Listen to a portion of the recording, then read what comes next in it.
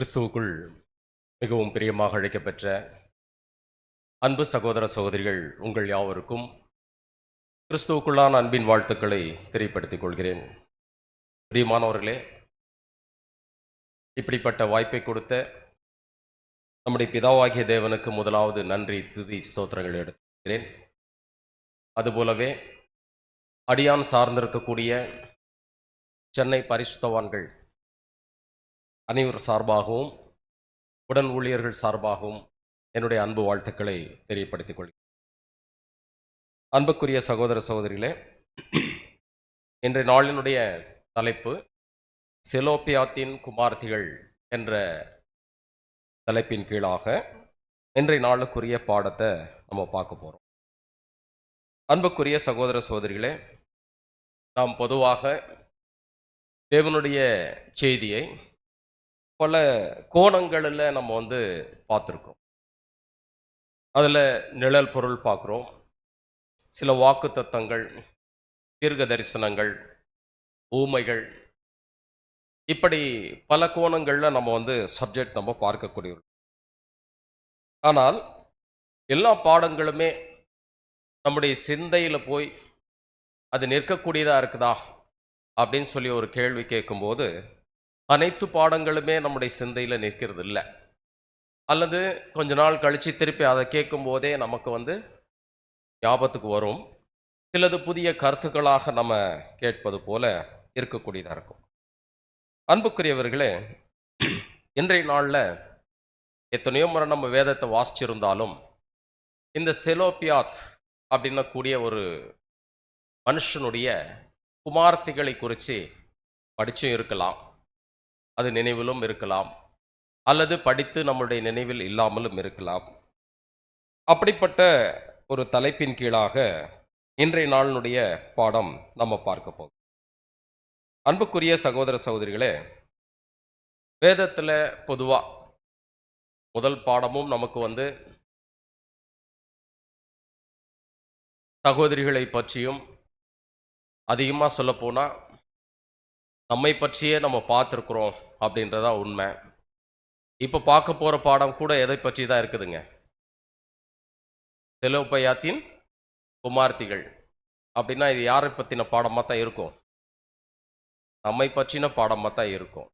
ஏன் நம்மை பற்றின பாடமாக இருக்கும்னு ஆரம்பத்திலே சொல்கிறேன்? ஏதாவது யோசிக்க முடியுதுங்களா? ஏன்னா கர்த்தர் இயேசு தலையாக இருக்கிறார், கர்த்தர் இயேசு நமக்கு மணவாளனாக இருக்கிறார். நம்மெல்லாம் யாருங்க அப்படின்னா நம்மை பற்றி தான் அந்த குமார்த்திகள்னு சொல்லியிருக்கோம் இல்லைங்களா? அப்போ மணவாட்டி அப்படின்னு சொல்லி பார்க்கும்போது சகோதரிகள் மட்டும் இல்லை, சகோதரர்களும் சேர்ந்து தான் என்னவா இருக்கிறோம், நம்ம மணவாட்டிகளாக இருக்கக்கூடியவர்களாக இருக்கும். இப்போ அந்த வகையில் நம்ம பார்க்கும்போது வேதத்தில் பொதுவாக சகோதரிகளை சந்ததிக்கு முதன்மைப்படுத்தி என்ன பண்ணப்படலை அப்படின்னு சொல்லி பார்த்தீங்கன்னாக்கா, அங்கே தேவன் பதிவு கொடுக்கல. ஒரு இன்னானை பெற்றான், இன்னானை பெற்றான் அப்படின்னு சொல்லி தான் என்ன பண்ணியிருக்கோம், வந்துட்டே இருக்கும். இந்த சகோதரி இந்த சகோதரனை பெற்றாள் அப்படின்னு கூடிய விஷயம் ரொம்ப ரேர். அல்லது இந்த சகோதரன் இந்த சகோதரி மூலமாக இன்னானை பெற்றான் அப்படின்னக்கூடிய வகையில் என்ன பண்ணப்பட்டிருக்கணும், பதிவுகள் இருக்கக்கூடியதாக இருக்கும். இப்போ அந்த வகையில் நம்ம பார்க்கும்போது அன்புக்குரிய சகோதர சகோதரிகளே, நமக்கு ஆதாம் மூலமாகத்தான் தேவன் ஏவாளை கொண்டு வந்தார். அதனால் ஆதாம் மூலமாக ஏவாளை படைக்கப்பட்டதுனால இப்போ சந்ததி எங்கேருந்து தான் உருவாயிருக்குதுங்க? எங்கேருந்து தான் உருவாயிருக்குங்க? ஆதாம்குள்ளே இருந்து தான் உருவாயிருக்குது. ஏன்னா அந்த ஆதாம்குள்ளே தான் என்ன வச்சிருந்தார் தேவன் அப்படின்னு சொல்லி பார்த்தீங்கன்னாக்கா, ஜீவன் வச்சிருந்தார். அந்த ஜீவன் என்ன ஆகிட்டே இருக்குது அப்படின்னாக்கா, அது தொடர்ந்து ஒவ்வொரு சந்ததியாக அதை உருவாக்கி அது வந்துட்டு இருக்கக்கூடியதாக இருக்குது அப்படின்னு சொல்லிட்டு நம்ம பார்க்குறோம். அன்புக்குரியவர்களே, இப்போ நம்ம பாடத்துக்குள்ளாக கடந்து செல்ல போகிறோம். இஸ்ரேல் ஜனங்கள் தேவன் முதலாக ஆபிரகாமை தேர்ந்தெடுத்து ஆபிரகாமுடைய சந்ததியிலிருந்து விசேஷித்த ஒரு வகுப்பாரை தேர்ந்தெடுப்பதற்காக தேவன் ஒரு திட்டம் வச்சிருந்தார். அந்த திட்டத்தின்படியான காரியங்கள்ல நம்ம கவனிச்சு பார்க்கும்போது, ஈசாக்கு, அப்புறம் யாக்கோபு, யாக்கோபுனுடைய 12 பிள்ளைகள், அந்த 12 பிள்ளைகள் மூலமா தான் அந்த இஸ்ரேல் ஜனங்கள் அப்படின்னக்கூடிய ஒரு சந்ததி பெருக ஆரம்பிச்சது அப்படின்னு சொல்லி நம்ம பார்க்கிறோம். சரி, இப்படிப்பட்ட விஷயங்கள் ஒரு பக்கம் இருக்கும்போது, தேவன் அவருடைய தெய்வீக திட்டப்படி அந்த இஸ்ரேல் ஜனங்கள் எகிப்திலே அடிமைப்பட்ட காலப்பகுதியில் இருக்கும்போது, அவர்களை மோசேயை கொண்டு அங்கே வழிநடத்தக்கூடிய விஷயம் நம்ம எல்லாம் அறிந்த காரியங்களாக தான் இருக்குது. கானானுக்கு ஜனங்கள் புறப்பட்டார்கள். ஆனால் பல ராஜாக்களை இவர்கள் வென்று, இவர்கள் வெற்றி சிறந்தவர்களாக ஒவ்வொரு இடத்திலும் களிப்போடும் சந்தோஷத்தோடும் இவர்கள் கடந்து சென்றாலும், ஒரு சில இடங்களில் இவர்கள் பார்த்தீங்கன்னா தேவனுக்கு விரோதமாக மற்றும் அவர்களை வழிநடத்திட்ட மோசேக்கும் ஆரோனுக்கு விரோதமாக அநேக விதத்தில் இவர்கள் என்ன பண்ணியிருக்கிறாங்கனாக்கா, சில நேரங்களில் கொஞ்சம் முரட்டாட்டுகள் பண்ணியிருக்கிறாங்க அப்படின்னு சொல்லிட்டு பார்க்குறோம். ஒரு உதாரணத்துக்கு நம்ம பார்க்கும்போது, இஸ்ரேல் ஜனங்கள் பாலாக் அப்படின்னக்கூடிய ஒரு ராஜாவை கடந்து என்ன பண்ண வேண்டியிருக்குன்னா, கானான் தேசத்தை நோக்கி அவர்கள் வர வேண்டியதாக இருக்குது. வரக்கூடிய வழியில் பார்த்தீங்கன்னா, பாலாக் பிளேயாம் அப்படின்னக்கூடிய ஒரு மனுஷனை கூப்பிட்டு, நீங்கள் இந்த இஸ்ரேல் ஜனங்களை சபிக்கணும் அப்படின்னு சொல்லிட்டு என்ன பண்ணுறாருனாக்கா, அங்கே சொல்லக்கூடியவராக இருக்கிறார். ஆனால் கடந்து சென்ற எல்லா இடத்திலேயுமே அவர்கள் என்ன பண்ண முடியலைங்க, சபிக்க முடிஞ்சுதா? சபிக்க முடியல இல்லைங்களா? அப்போ தேவன் ஏற்கனவே என்ன சொன்னாரோ அதை தான் நான் செய்வேன்னு சொல்லிட்டு என்ன பண்ணிட்டார், அங்கிருந்து கடந்து போயிட்டார். ஆனால் போகும்போது நம்முடைய முதல் சப்ஜெக்டில் ஒரு ரெசிபி ஒன்று கொடுத்தாருன்னு சொன்னார் இல்லைங்களா? அந்த மாதிரி ஒரு விஷயத்தை பிள்ளையாம என்ன பண்ணிட்டாரு, யார் கொடுத்துட்டு போயிட்டாரு? பாலாக்கு கொடுத்துட்டு போயிட்டார். என்ன கொடுத்தாரு? இந்த ஜனங்க எப்படி இவங்களை தேவனுக்கு விரோதமான சில வேலைகளில் தான் இவங்க என்ன பண்ண முடியும், இவங்களை கெடுக்க முடியும். அப்படின்றதுனால அந்நிய தேவர்களுக்கு பலியிடுறத அந்த பாலாக்கினுடைய அந்த தேசத்தில் இருக்கக்கூடிய அந்த பெண்களை இங்கே இருக்கக்கூடிய ஆண்களோட கலக்க விடுறதும், அதே மாதிரி இங்கே இருக்கிற பெண்களை அந்த கானான் தேசத்துக்கு புறப்பட்டு சென்று இருக்கக்கூடிய இந்த இஸ்ரேலர்களை அந்த பாலாக் அப்படின்னக்கூடிய அந்த ராஜா வேறு விதமான விக்கிரக ஆராதனை மற்ற விஷயங்கள் இதுக்கெல்லாம் கூப்பிட்டு விருந்து படைக்கிறதும், இப்படிப்பட்ட காரியங்கள் என்ன பண்ணுறாருனாக்கா அங்கே செய்யக்கூடியவராக இருக்கிறார். அது வேணா வசனம் வேணா பார்க்கலாம் பாருங்க, வாசிங்க. என்னாகும் 25:2.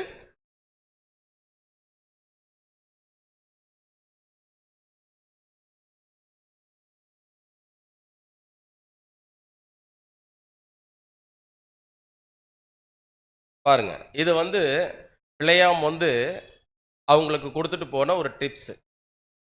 எப்படி அந்த ஜனங்களை தேவனுக்கு விரோதமான விஷயத்துல விழத்தள்ளலாம் அப்படின்னக்கூடிய ஒரு டிப்ஸ் கொடுத்துட்டு போயிட்டாரு. அதற்குரிய பரிசு பொருளெல்லாம் அவர் வாங்கி வீட்டில் வச்சுக்கிட்டார். ஏற்கனவே இந்த விஷயங்கள் நடக்கக்கூடியதாக இருக்கு. சரி, இப்படி என்ன இருக்குனாக்கா, அந்த கானான் தேசத்தை விட்டு புறப்பட்டு வரும்போது இதனால சில ஜனங்கள் என்ன இருக்கிறாங்க, அழிஞ்சிருக்கிறாங்க, மறிச்சிருக்கிறாங்க. இப்படி எத்தனை லட்சம் புருஷர்கள் மட்டும் புறப்பட்டாங்க? 6 லட்சம் புருஷர்கள் இல்லைங்களா? அப்போ 6 லட்சம் புருஷர்கள் புறப்பட்டாங்க. சகோதரிகள், பிள்ளைகள் இப்படின்னு சொல்லி நம்ம கணக்கு போட்டோம்னா ஒரு மினிமமாக ஒரு 20 lakhs, அதாவது 20 லட்சம் பேர் என்ன பண்ணலாம், வரலாம் அப்படின்றது ஒரு கணக்கு ஒன்று இருக்குது இல்லைங்களா? சரி, அது ஒரு பக்கம் இருக்கட்டும். இப்போ ஏன் இந்த பிழையாமை குறித்து அல்லது அவர் கொடுத்துட்ட துர் ஆலோசனை குறித்து இது ஏன் நம்ம பார்க்கணும் அப்படின்னா, 6 லட்சம் பேர் புறப்பட்டாங்க இல்லைங்களா? அந்த 6 லட்சம் பேரில் ஒரு சிலர் என்ன இருக்கிறாங்க, இதன் மூலமாக மறிச்சிருக்கிறாங்க. இதே மாதிரி சில விஷயங்கள் நடந்திருக்குது. ஒரு உதாரணத்துக்கு நம்ம பார்க்கும்போது பார்த்தீங்கன்னாக்கா, இன்னொரு விஷயம் கூட நம்ம பார்க்கலாம். என்னாகும் 25 9ஆம் வசனம். எவ்வளோ பேர் மறிச்சாங்க பாருங்க.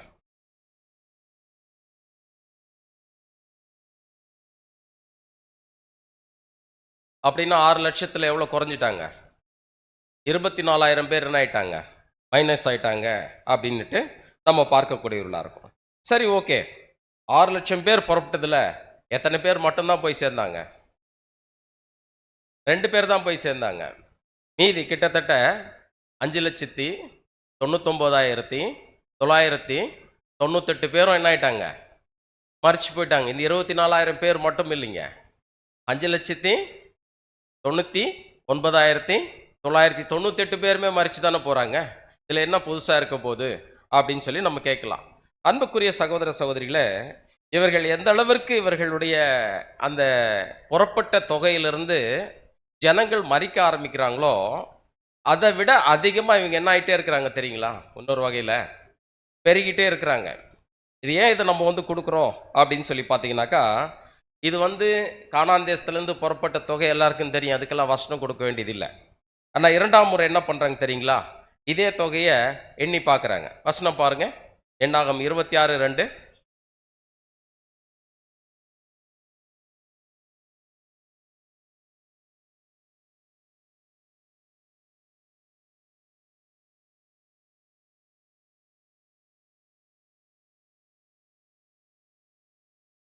பாருங்க, இங்க வந்து என்ன சொல்றார்? மொத்தம் எவ்வளோ பேர் இருந்தாங்க அப்படின்னா, வம்சவழியா சொல்லிட்டே இருப்பார் அந்த அதிகாரம் முழுக்க நீங்க பார்த்தீங்கன்னா. பட் நம்ம அதுக்கு தேவையில்லை. ஆனால் 29வது வசனம் வாசிங்க.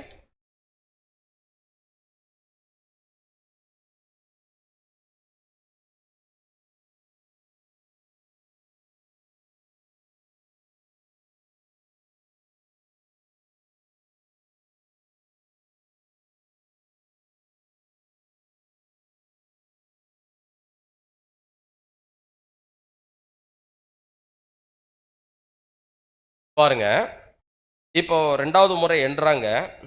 எவ்வளோ பேருன்னு கூடிய வசனம் நம்ம கொடுக்கல. ஆனால் கிட்டத்தட்ட 6,01,730 பேர் 2வது முறை எண்ணும்போது. ஏற்கனவே 24,000 பேர் மறிச்சிட்டாங்க.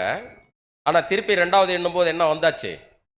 அங்கிருந்து புறப்பட்ட தொகையை விட அதிகமாயிடுச்சு. அங்கிருந்து புறப்பட்ட தொகையை விட அதிகமாயிடுச்சு. சரி, இப்போ ஒவ்வொரு கோத்திரமாக என்ன பண்ணிகிட்டே இருக்கிறாங்க அப்படின்னு சொல்லி பார்த்தீங்கன்னாக்கா, இப்படி 12 கோத்திரத்தினுடைய அந்த பிதாக்களை அடையாளமாக வச்சு, அந்த சந்ததியில் இருக்கக்கூடிய ஆண் வாரிசினுடைய அந்த ஒரு வரிசையை வச்சு இப்போ எண்ணிட்டே வராங்க. அந்த எண்ணிட்டு வந்ததில் தான் மனாசே அப்படின்னக்கூடிய ஒரு கோத்திரம் ஒன்று வருது. இது யாருடைய குமாரனுங்க? யோசேப்பினுடைய குமாரன். இப்போ இந்த மனாசேயினுடைய குமாரனின் குடும்பங்கள் மாகீர், அவனுடைய சந்ததியான மாகீரினுடைய குடும்பம், அப்போ கிளையாத்தின் சந்ததியான கிளையாத்தினுடைய குடும்பம், இது எல்லாம் சொல்லிட்டு வர்றார். இப்போ சொல்லிட்டு வந்துட்டு தான் இப்போ பாடத்தினுடைய தலைப்பாக இருக்கக்கூடிய ஏபேரின் குமாரனாகிய சிலோபாத்திற்கு குமாரர்கள் இல்லாமல் குமார்த்திகள் மாத்திரம் இருந்தார்கள் அப்படின்னக்கூடிய விஷயம் இப்போ நம்ம வரோம். இப்போ இந்த குமார்த்திகள் மட்டும் இருக்கக்கூடிய இந்த இடத்துல வந்து பார்த்தீங்கன்னாக்கா 5 பெண்கள் அவங்களுக்கு வந்து இருக்கிறாங்க. 5 பெண்கள் அவங்களுக்கு வந்து இருக்கக்கூடியவராக இருக்கிறாங்க. இந்த 5 பெண்களுடைய பெயர்கள் எப்படி இருக்குதுங்க? ரசிக்கிற மாதிரி இருக்குதா? ரொம்ப கஷ்டமா இருக்குங்களா? ஆக்சுவலாக இன்னைக்கு யாரும் 5 பிள்ளைங்கள்லாம் பெற்றிருக்க முடியாது இல்லைங்களா? ஒரு 50 வருஷத்துக்கு முன்னாடியெல்லாம் ஒரு வீட்லேயும் 5, 6, 8ன்றதெல்லாம் என்னங்க சர்வ சாதாரணமான விஷயம் இல்லைங்களா? சர்வ சாதாரணமான விஷயம். 40 வருஷத்துக்கு முன்னாடி கூட அப்படி தான் இருந்தது. ஒவ்வொரு குடும்பத்திலையும் 4 பிள்ளைகள். ஆனால் தன்னுடைய குமார்த்திகளுக்கு எவ்வளோ ரசிச்சு பேர் வச்சிருக்கிறாருங்க. எல்லாத்துலேயும் இல்லுலேயே முடிகிற மாதிரி வச்சிருக்கிறார் பாருங்க. எப்படி வச்சிருக்கிறாருங்க? அவர்கள் வந்து மக்லால், நோவால், ஒக்லால், மில்கால், திர்சால். பாருங்க, இன்னைக்கு நம்ம கூட 2 பிள்ளைகள் பெற்றெடுத்திருந்தாலும் அல்லது 3 பிள்ளைகள் பெற்றெடுத்திருந்தாலும் கூட ஓரளவுக்கு மேட்சிங் வர மாதிரி என்ன பண்ணுவாங்க? பேர்லாம் வச்சுருக்காங்க. எத்தனை பேர் வச்சுருக்கீங்க நீங்கள்லாம் அந்த மாதிரி? இல்லை உங்கள் சொல்லுங்க, என்ன பேர் வச்சுருக்கீங்க அந்த மாதிரி? அட்சால், அன்னாள் இல்லைங்களா? சரி, இன்னும் வேற யாராவது? இல்லை இல்லைங்களா? சரி, ஓகே. இது வந்து பார்த்தீங்கன்னா கொஞ்சம் அதை நான் சொன்னேன், 40 வருஷத்துக்கு முன்னாடி போனால் என்ன பண்ணலாம், இந்த மாதிரி பெயர்கள்லாம் எதிர்பார்க்கலாம் இல்லைங்களா? அந்த மாதிரி எங்கள் குடும்பத்திலே வச்சுருந்தாங்க. நாங்கள் மொத்தம் 5 பேர். இந்த 5 பேருமே எப்படி தெரியுமா? எல்லாமே நாதனில் தான் முடியும். என் பேர் என்ன சொன்னார் தெரியலைங்களா? அந்த மாதிரி இந்த 5 பெயர்களும் எப்படி தான் முடியுங்க கடைசியில்? எல்லாமே நாதனில் தான் முடியும். அப்படி ரசித்து என்ன பண்ணியிருந்தாருன்னா எங்கள் அப்பா வச்சுருந்தார். சரி, அதை பற்றி விட்டுறலாம். இப்போ என்ன விஷயம்னா, இந்த செலோப்பியார் தன்னுடைய குமார்த்திகளுக்கு என்ன பண்ணியிருக்கிறார் அப்படின்னாக்கா, ரொம்ப அருமையாக அந்த பெயரை வந்து வச்சிருக்கிறார் அப்படின்றத இந்த இடத்துல நம்ம பார்க்கக்கூடியவர்களாக இருக்கும். சரி, இப்போ பெயர் வச்சிருக்கிறாங்க, ஓகே. ஆனால் இந்த செலோப்பியாத் என்ன ஆயிடுறார் அப்படின்னு சொல்லி பார்த்தீங்கன்னாக்கா, இவர் வந்து அந்த செலோப்பியாத்தினுடைய குமார்த்திகள் எல்லாருக்கும் திருமணம் செஞ்சு வச்சு அவங்களுக்கு குழந்தை பிறந்து அந்த காலப்பகுதி வரைக்கும் அவர் உயிரோடு இருந்தாரான்னாக்கா இல்லை, யாருக்குமே திருமணமே ஆகலை. அதுக்கு முன்னாடி அவர் என்ன ஆயிட்டாருங்க? இறந்து போயிடுறாரு.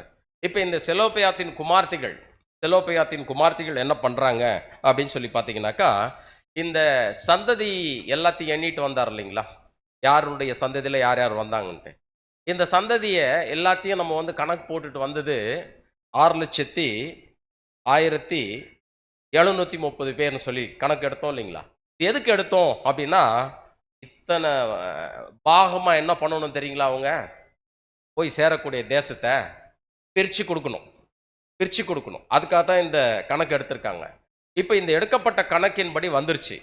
ஆனால் இங்கே மிக முக்கியமாக நம்ம பார்க்கும்போது பார்த்தீங்கன்னாக்கா, 33ஆம் வசனத்தில் ஏபேரின் குமாரனான செலோப்பியாத்திற்கு குமார்கள் இல்லாமல் குமார்த்திகள் மாத்திரம் இருந்தார்கள். அப்படின்னா இந்த குமார்த்திகள் மட்டும் இருக்கிறதுனால எந்த லிஸ்ட்டில் வர்றதுக்கு வாய்ப்பு இல்லை? இந்த 6,1730 என்று சொல்லக்கூடிய இந்த லிஸ்ட்டில் என்ன இல்லைங்க, அவங்க வர்றதுக்கு வாய்ப்பே இல்லை. இப்போ இந்த மாதிரியான ஒரு சூழல் இருக்கும் போது இப்போ என்ன நடக்குது அப்படின்னா பாருங்க, 51ஆவது வசனத்திலிருந்து அப்படியே கொஞ்சம் வாசிங்க.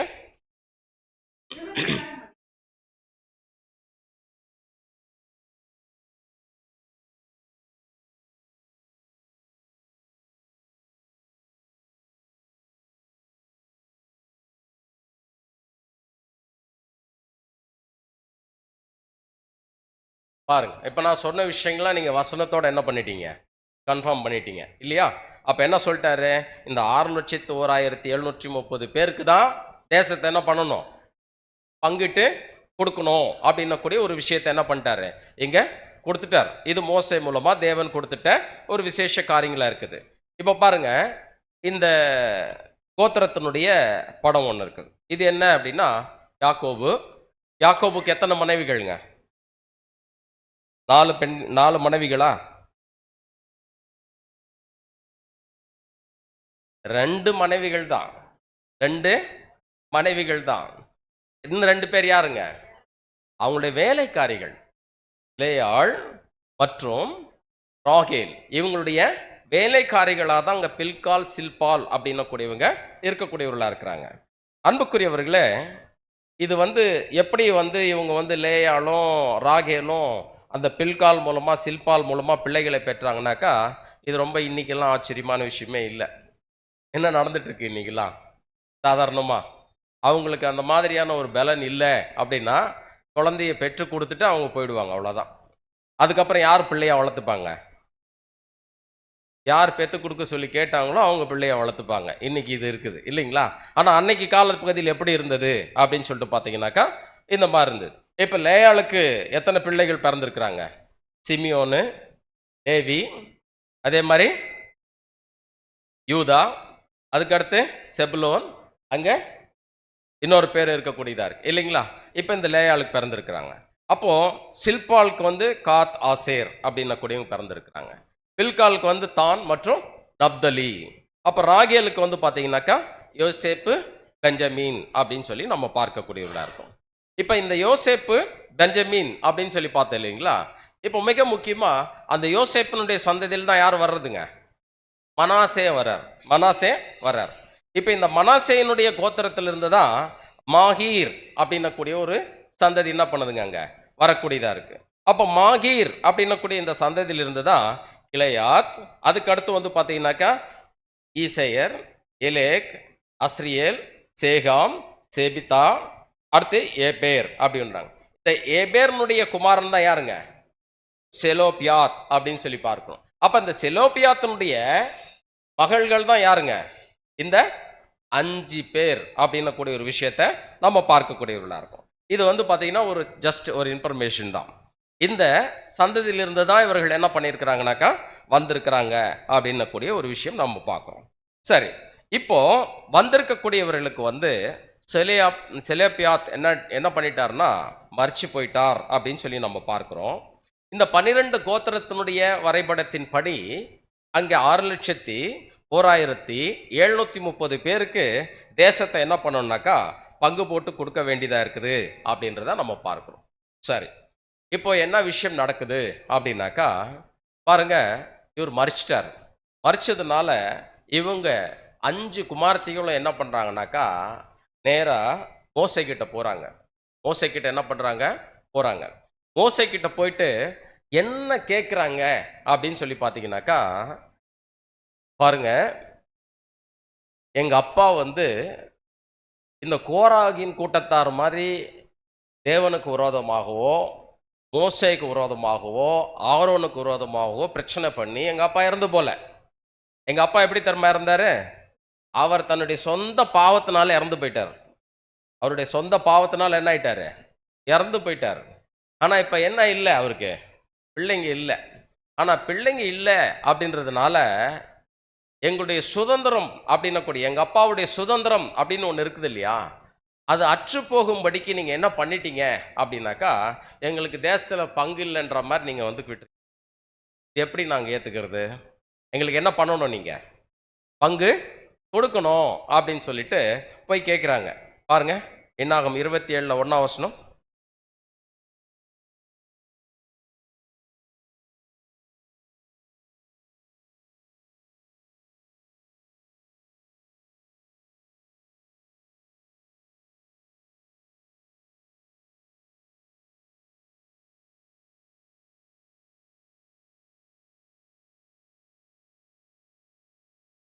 அடுத்த வசனம் வாசிங்க.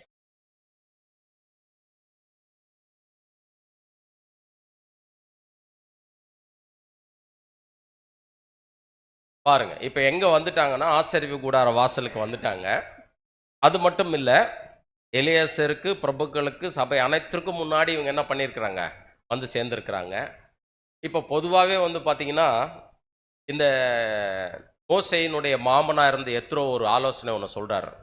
இவர் காலையிலேருந்து சாயந்தரம் வரைக்கும் இவங்களுடைய பிரச்சனையெல்லாம் சொல்றதுக்காக வந்து உட்கார்ந்துருக்கும் போது பார்த்தீங்கன்னாக்கா, இப்படி இருந்தீங்கன்னா நீயும் டயர்ட் ஆயிடுவ, ஜனங்களும் காத்திருந்து காத்திருந்து டயர்ட் ஆயிடுவாங்க.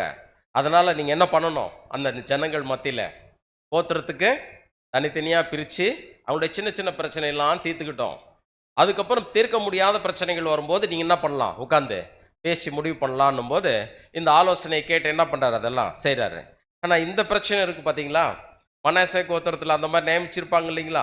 அவங்க கிட்ட தானே இதை போயிருக்கணும். ஆனா என்ன தெரியுமா இப்போ நடக்குது? அவங்களெல்லாம் இந்த பிரச்சனையை தீர்க்க முடியல. இது யார்கிட்ட தான் வர வேண்டியதா இருக்குது? சுப்ரீம் கோர்ட்டுக்கு தான் வர வேண்டியதா இருக்குது. சுப்ரீம் கோர்ட்டுக்கு தான் என்ன பண்ணணும்? இது டைரக்டா வரணும். அப்படின்னா மோசே கிட்ட தான் வந்தாக வேண்டியதா இருக்கு. அன்புக்குரிய சகோதர சகோதரிகளே, இப்போ கொஞ்சம் நம்ம திருச்சபையின் பிள்ளைகளா, தேவனுக்கு பிரியமா, நம்முடைய வாழ்க்கையில நம்ம ஓடி ஓட்டத்தை முடிச்சோம்னாக்கா, கிறிஸ்துவோடு கூட சேர்ந்து நம்ம எல்லாம் என்ன பண்ணுவோங்க? அவரோட ஆளுகை செய்வோம். யாரையெல்லாம் ஆளுகை செய்வோம்? சரி, அப்புறம் தேவ தூதர்களையும் என்ன பண்ணுவோம் நம்ம? நியாயம் தீர்க்கக்கூடிய பொறுப்பு. இப்போ நமக்கு முன்னாடி இந்த பிரச்சனை வந்திருக்குதுன்னு வச்சுக்கங்க. நமக்கு முன்னாடி இந்த பிரச்சனை வந்திருக்குதுன்னு வச்சுக்கங்க. இப்போ நம்ம என்ன பண்ணணும்? இதை சரியா நீதியா இதை கையாளணும் இல்லைங்களா? அப்போ கையாளுறதுக்கு இப்போ வாசிக்கலாம் நம்ம. 2வது வசனத்தில் வாசிச்சாச்சு. 3ஆம் வசனம் வாசிக்கலாம்.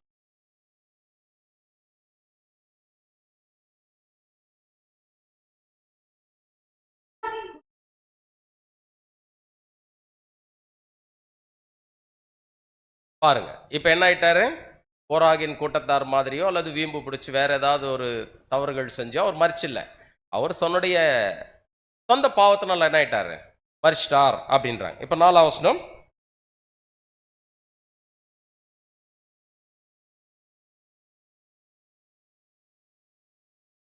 கேள்வி கேட்குறாங்க. என்ன மாதிரி கேட்குறாங்க?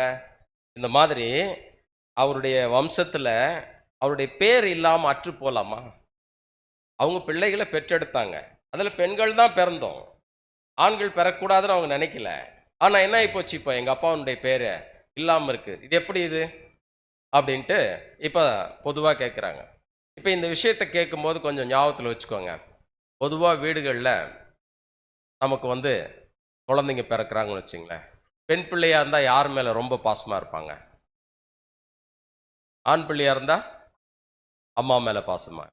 இப்போ அப்பாக்காக யார்கிட்ட போய் பேசிட்டு இருக்காங்க? யார் பேசுறது? அப்பா மேல அதிகமா பாசம் வச்சிருக்குது. அந்த பெண் பிள்ளைகள் என்ன பண்றாங்க போய்?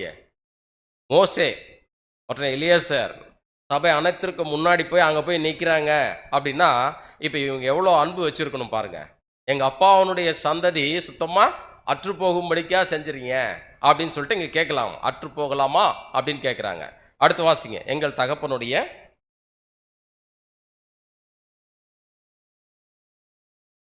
இதான் முக்கியமான விஷயம்னா பாகம் இல்லை. எது இல்லை? காணியாட்சின்னா என்னங்க?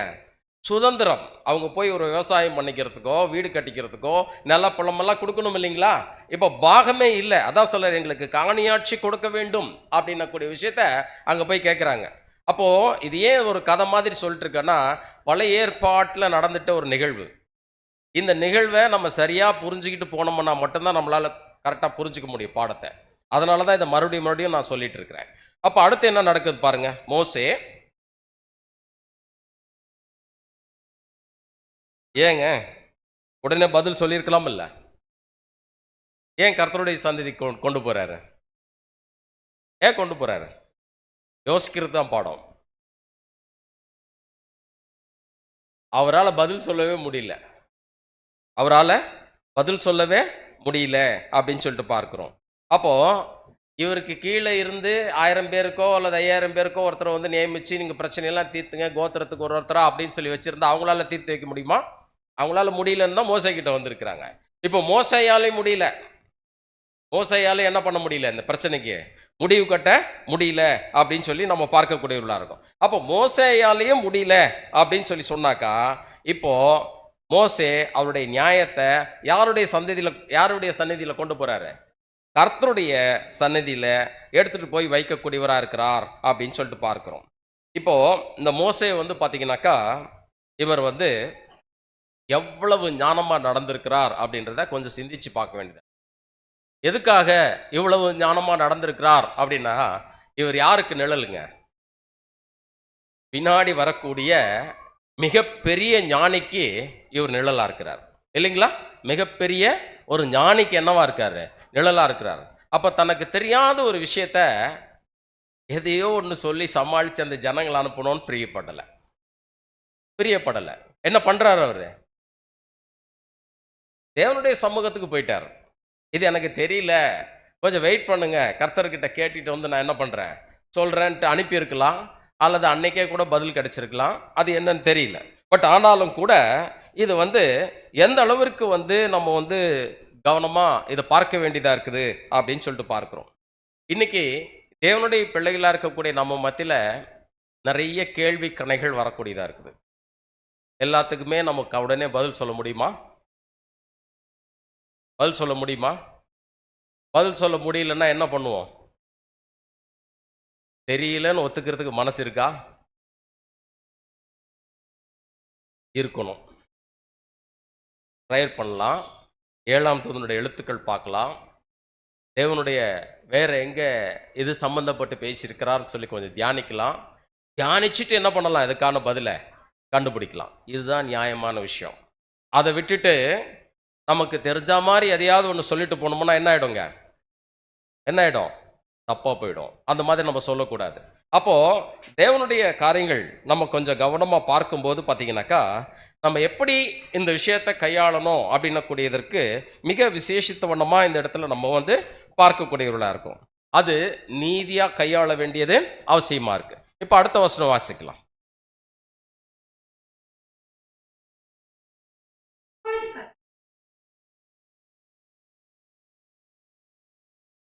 பாருங்க, யார் சொல்றது? நானும் நீங்களும் சொல்லல. யார் சொல்றாருங்க? தேவன் சொல்றாரு. இந்த செலோப்பியாத்தின் குமாரத்திகள் கேட்கறது என்னங்க? நியாயம், சரி அப்படின்றாரு. அப்போ அது கேட்கறது சரி அப்படின்னும் போது எவ்வளவு தேவனுடைய காரியங்கள் பாருங்க. அப்போ தேவன் வந்து மறந்துட்டு இருப்பாரோ கட்டளை கொடுக்கும்போது?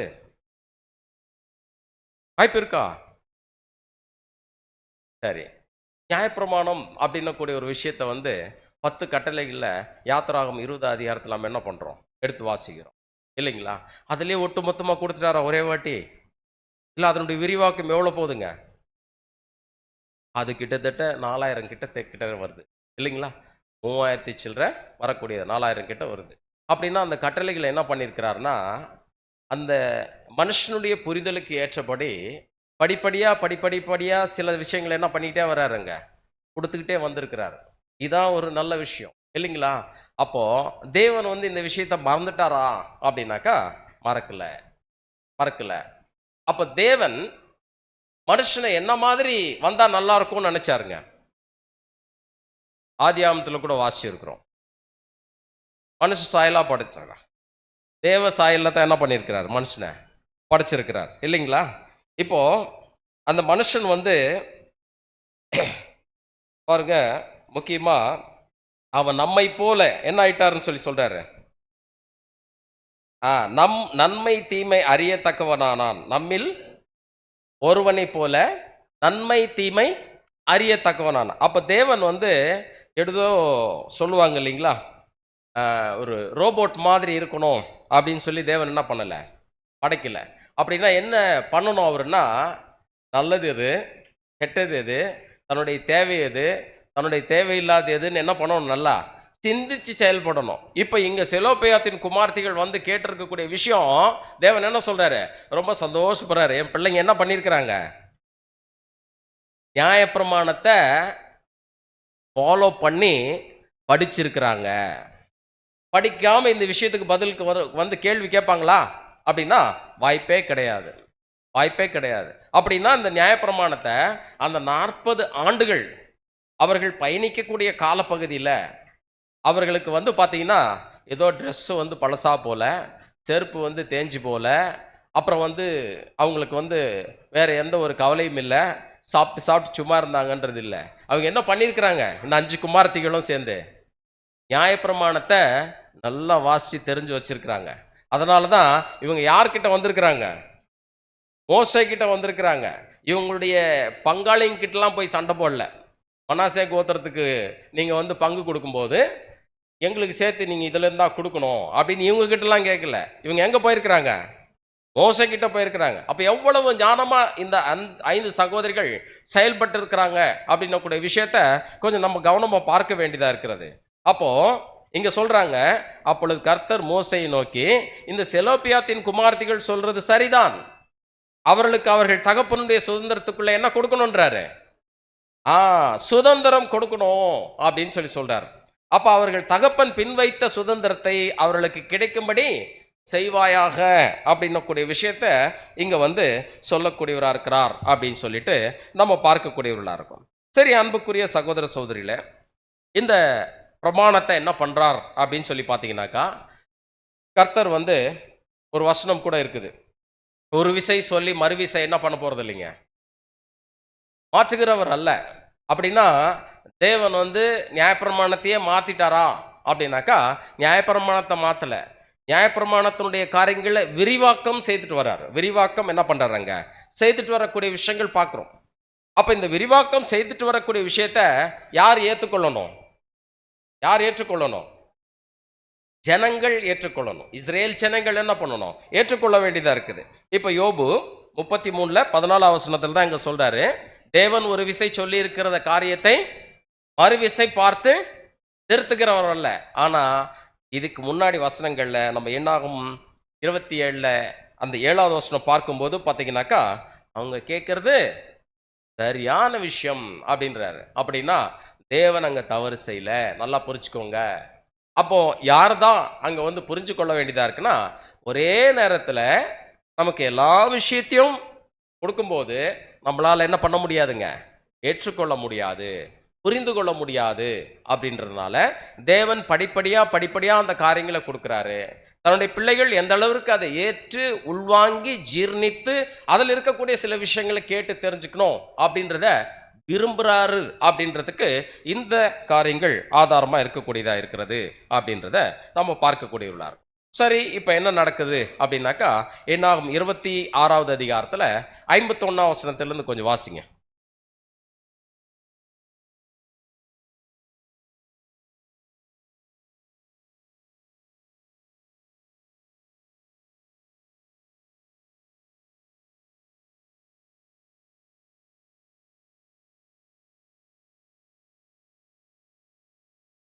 அடுத்த வசனம்.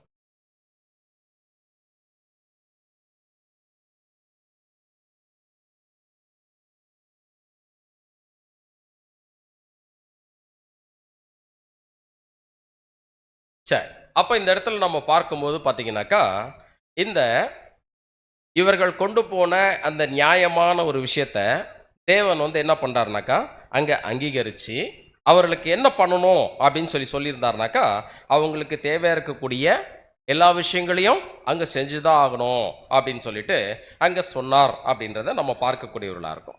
சரி, இப்படிப்பட்ட விஷயங்கள் ஒரு பக்கம் இருக்கும்போது, இப்படிப்பட்ட ஒரு விஷயங்கள் ஒரு பக்கம் இருக்கும்போது நம்ம என்ன பார்க்க வேண்டியதாக இருக்குது அப்படின்னு சொல்லிட்டு பார்த்தீங்கன்னாக்கா, மிக முக்கியமாக அந்த 27வது அதிகாரத்தில் நம்ம தொடர்ந்து பார்க்கும்போது, அங்கே அந்த மனாசேன குடும்பத்தார்களுடைய பிரச்சனைகளை கொண்டு வந்து அந்த செலோபாயத்தின் குமார்த்திகள் இந்த விஷயங்களை எல்லாம் சொல்லி என்ன பண்ணுறாங்கனாக்கா, அங்கே கேட்கக்கூடியவர்களாக இருக்கிறாங்க. இப்படி கேட்டதுனால என்ன நடக்கக்கூடியதாக இருக்குனாக்கா, அதான் சொல்கிறாரு இங்கே மோசே 5வது வசனத்தில், மோசே அவருடைய நியாயத்தை கர்த்தருடைய சந்நிதியில் கொண்டு போனார். கொண்டு போனதுக்கு தேவன் என்ன சொல்லிட்டாருனாக்கா, அவங்க கேட்கறது நியாயமான விஷயம்தான், அதுக்கு கிடைக்கும்படி செய் அப்படின்னு சொல்லிட்டார். இப்போ இந்த கோத்திரத்துக்கு என்ன பண்ணிட்டாங்கனாக்கா, அந்த 6,01,730 பேர் அப்படின்னக்கூடிய இடத்துல இப்போ இன்னும் ஒரு ஆளை கூட நம்ம சேர்த்துக்கலாம். இப்படிப்பட்ட ஒரு விஷயத்தை என்ன பண்ணியிருக்காருன்னா அங்கே செஞ்சுருக்கிறார் அப்படின்றாங்க. இப்போ கொஞ்ச நாள் ஆகுது, கொஞ்ச நாள் என்ன பண்ணுதுன்னா ஆகக்கூடியதாக இருக்குது. இப்படி ஆகும்போது பார்த்தீங்கன்னாக்கா, இன்னும் ஒரு காரியங்கள் கூட நம்ம வாசிச்சுட்டு போயிடலாம். 8லிருந்து சில வசனங்கள் கொஞ்சம் வாசிங்க.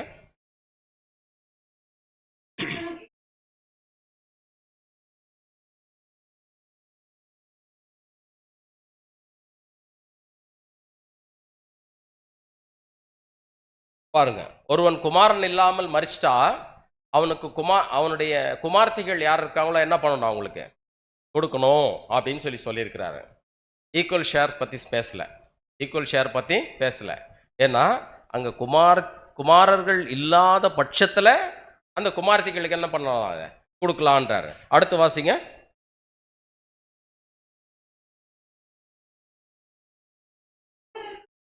ஒருவேளை அவனுக்கு சகோதரர்கள் இருக்கிறாங்க அப்படின்னா, அவங்களுக்கு பிள்ளைகள் இருக்கிறாங்கன்னா, அவருடைய சுதந்திரத்தை என்ன பண்ணணும், அவனுடைய சகோதரர்களுடைய பிள்ளைகளுக்கு அது வந்து கொடுத்துடலாம் அப்படின்னக்கூடிய விஷயத்தை தான் இங்கே சொல்கிறார். ஒருவேளை அவருக்கு பிள்ளைகளே இல்லை, பெண் பிள்ளையும் இல்லை, ஆண் பிள்ளையும் இல்லை அப்படின்னா. அடுத்து வாசிங்க. அவர் ஒண்டி கட்டையா இருக்கிறார், அவருக்கு சகோதரர்களும் இல்லை, அவருக்கு பிள்ளைகளும் கிடையாது. என்ன பண்ணலாம் அப்படின்னா அடுத்து சொல்ற பாருங்க.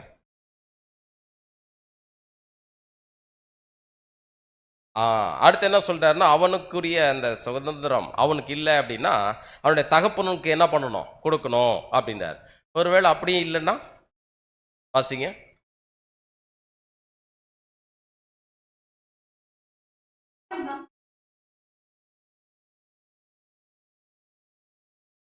பாருங்க, எப்படிப்பட்ட ஒரு விஷயத்த வந்து தேவன் வந்து அந்த பிரமாணத்தில் கொடுத்துருக்குறா அப்படின்னா, இன்னைக்கு இதை இன்னைக்கு உலகம் ஃபாலோ பண்ணிட்டு இருக்கு. இன்னைக்கு உலகம் என்ன பண்ணிட்டு இருக்கு, ஃபாலோ பண்ணிட்டு இருக்கு. இந்த சட்டதிட்டங்கள் எல்லாம் எவ்வளவு தெளிவாக கொடுத்துருக்கிறார் அப்படின்றத நம்ம பார்க்கக்கூடியவர்களாக இருக்கிறோம். அப்போ இது கர்த்தர் மோசேக்கு கட்டளையிட்டபடியே இஸ்ரேல் புத்திரருக்கு நியாய விதி பிரமாணமாக இருக்க கடவுது அப்படின்னக்கூடிய வகையில் இங்கே தேவன் வந்து கொடுத்துருக்கிறத நம்ம கவனிக்கப்பட வேண்டியது அவசியமாக இருக்குது அப்படின்னு சொல்லிட்டு பார்க்கணும்.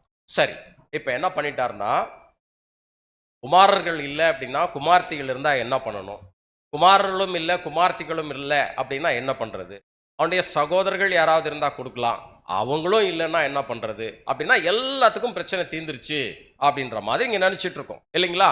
எல்லாத்தையும் கம்ப்ளீட்டாக தேவன் கொடுத்துட்டாருன்னு. ஆனா இன்னும் போயிட்டாங்க அந்த ஜனங்க. போயிட்டு திருப்பி கொஞ்ச நாள் கழிச்சு திருப்பி வராங்க. யார்கிட்ட வராங்க தெரியுங்களா? அதே மோசேக்கிட்டயே வராங்க. ஏன்னா இன்னும் கொடுத்த தீர்ப்பு ஒரு தீர்க்கமா அலசி பிரச்சனையே வராத அளவுக்கு வந்த தீர்ப்பு இல்லை இது. இந்த தீர்ப்பு அந்த நேரத்துக்கு அது தேவையான வகையில் அது கரெக்டாக தான் இருந்தது. ஆனா இன்னும் கொஞ்சம் இதுல விரிவாக்கம் தேவைப்படக்கூடியதா இருக்குது. எப்படி இது விரிவாக்கம் தேவைப்படக்கூடியதா இருக்குது அப்படின்னு சொல்லிட்டு பார்த்தீங்கன்னாக்கா, இப்போ கொஞ்ச நாள் கழிச்சு என்ன நடக்குதுன்னா, இந்த மனாசேயினுடைய கோத்திரத்தினுடைய பிரபுக்கள் என்ன பண்றாங்க, மோசே கிட்ட வராங்க. மோசே கிட்ட வந்து என்னென்ன பிரகாரமா நீங்கெல்லாம் வந்து தேவன்கிட்ட அந்த செலோபயாத்தின் குமார்த்திகள் கேட்டாங்க, கேட்டதுக்கு நீங்க என்ன பண்ணிட்டீங்க, உங்களுக்கு சுதந்திரம் கொடுக்கணும்னு சொல்லிட்டீங்க. அது தேவன் அங்கீகரிச்சிருந்தாரு. அது நியாயமான விஷயம்னு சொல்லியிருந்தாரு. அதனால நீங்க கொடுத்துட்டீங்க. ஆனா அதனுடைய பின் விளைவுகள் என்ன அப்படின்றத எங்களுக்கு கொஞ்சம் விளக்கம் வேணும் அப்படின்னு சொல்லிட்டு திருப்பி வந்து நிற்கக்கூடியவர்களா இருக்கிறாங்க. இது எப்படி அப்படின்னாக்கா, பாருங்க, நான் ஏற்கனவே சொன்னதான், நியாயப்பிரமாணத்தை தேவன் என்ன பண்ணிட்டே இருக்கிறாரு, விரிவாக்கம் செய்துட்டே இருக்கிறாரு. ஏன்னா ஒரே நேரத்தில் எல்லா விஷயத்தையும் சொன்னா அவங்களால என்ன பண்ண முடியாது, புரிஞ்சுக்க முடியாது. இப்ப பாருங்க, என்ன 36வது அதிகாரம் 1ஆம் வசனத்திலிருந்து வாசிங்க.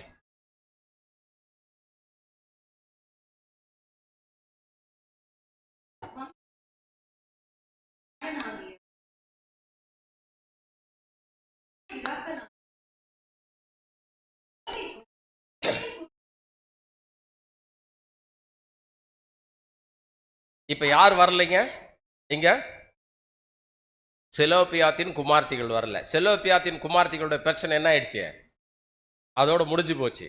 இப்ப யார் வந்திருக்கிறாங்க அப்படின்னாக்கா, இந்த மனாசேயினுடைய குமாரர்களா இருக்கக்கூடிய அந்த கோத்திரத்தினுடைய அந்த வம்சத்தினுடைய தலைவர்கள்லாம் என்ன பண்றாங்க, வந்து பேசக்கூடியவர்களா இருக்கிறாங்க.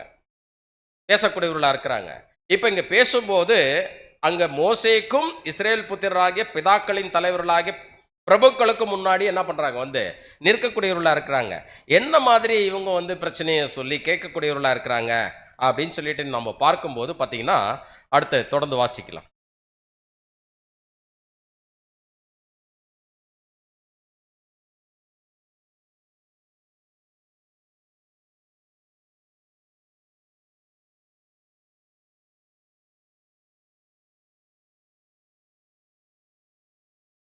பாத்தீங்களா, ஏற்கனவே அவங்க வந்து பிரச்சனையை சொன்னாங்க.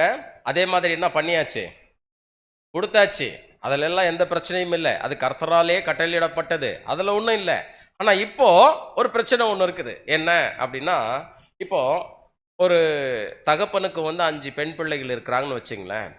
இப்போ அவருடைய சொத்து எல்லாம் யாருக்கெல்லாம் கொடுத்தாகணும், 5 பிள்ளைகளுக்கு தானே கொடுத்தாகணும், இல்லைங்களா? சரி, 5 பிள்ளைகளுக்கு கொடுக்குறாங்க. இப்போ மனாசே கோத்திரம், இப்போ ஒருத்தர் வந்து யூதா கோத்திரத்திலேருந்து ஒரு பொண்ணை கல்யாணம் பண்ணிக்கிறாரு. லேவி கோத்திரத்திலேருந்து ஒருத்தர் வந்து கல்யாணம் பண்ணிக்கிறாரு. அதே மாதிரி மற்ற இருக்கக்கூடிய கோத்திரங்கள்லேருந்து யாரோ ஒருத்தர் வந்து கல்யாணம் பண்ணிக்கிறாருன்னு வச்சுங்களேன். இப்போ இந்த சொத்தெல்லாம் யாருக்கு போகும், மனாசே கோத்திரத்துக்கு இருக்காது. யார்கிட்ட போயிடும் இந்த சொத்து? இவங்க யோசனை பாருங்க எப்படி போகுது பாருங்க. இதெல்லாம் வந்து சாதாரணமாக யோசிச்சாலாம் புரியாது. இதை அதை விட அதிகமாக என்ன பண்ணணும், யோசிக்க வேண்டியிருக்கு. இப்படி என்ன பண்ணுறாங்கன்னா அவங்க பிரச்சனை கொண்டு வந்து சொல்கிறாங்க. அடுத்து தொடர்ந்து வாசிங்க.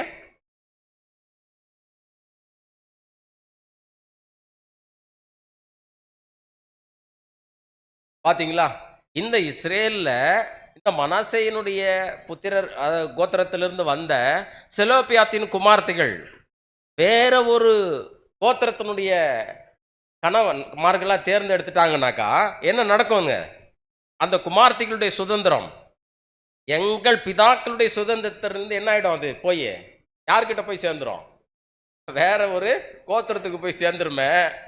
இதை நீங்கள் யோசிக்காமல் கொடுத்துட்டீங்க போல. இதுக்கு என்ன சொல்கிறீங்க அப்படின்னு சொல்லிட்டு என்ன பண்ணுறாங்க, இப்போ வந்து நிற்கக்கூடியவர்களாக இருக்கிறாங்க.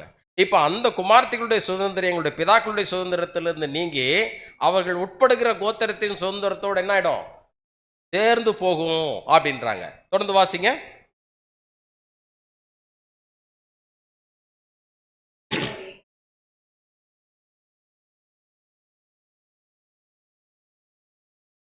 அதான் சொல்றாரு. அப்போ எங்களுக்குன்னு சொல்லிட்டு நீங்க பிரிச்சு கொடுத்த அந்த பங்குல இருந்து என்ன ஆயிடும்? கொஞ்சம் கொஞ்சமா இப்படி போயிட்டே இருக்குமே. இதுக்கு நீங்க என்ன பண்ணணும்? கரெக்டான ஜட்ஜ்மென்ட் கொடுக்கணும். இதையும் தேவன்கிட்ட கேட்டு என்ன பண்ணுங்க? சொல்லுங்கன்னு கேட்டாங்களோ, அல்லது இது உங்களுக்கு தெரிஞ்சா என்ன பண்ணுங்க நீங்க எனக்கு? புரிய வைங்கன்னு கேட்டாங்களா? அப்படின்னாக்கா, இப்போ இந்த விஷயத்த இங்க கேட்கக்கூடியவர்களா இருக்கிறாங்க. இப்போ இதுக்கு மோசே என்ன பண்ணியே ஆகணும்? சரியான சொல்யூஷன குடுத்தாகணும். குடுக்கலன்னா, அவங்களுடைய சுதந்திர விதத்திலிருந்து என்ன ஆயிட்டே இருக்கும்? கொஞ்சம் கொஞ்சமா குறைஞ்சுக்கிட்டே இருக்கும். இன்னொரு இடத்துல சேர்ந்துரும்.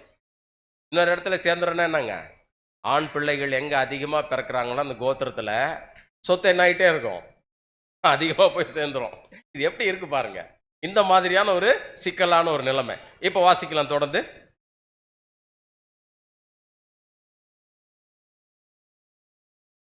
யூபிலி பத்தி நமக்கு நல்லா தெரியும் இல்லைங்களா?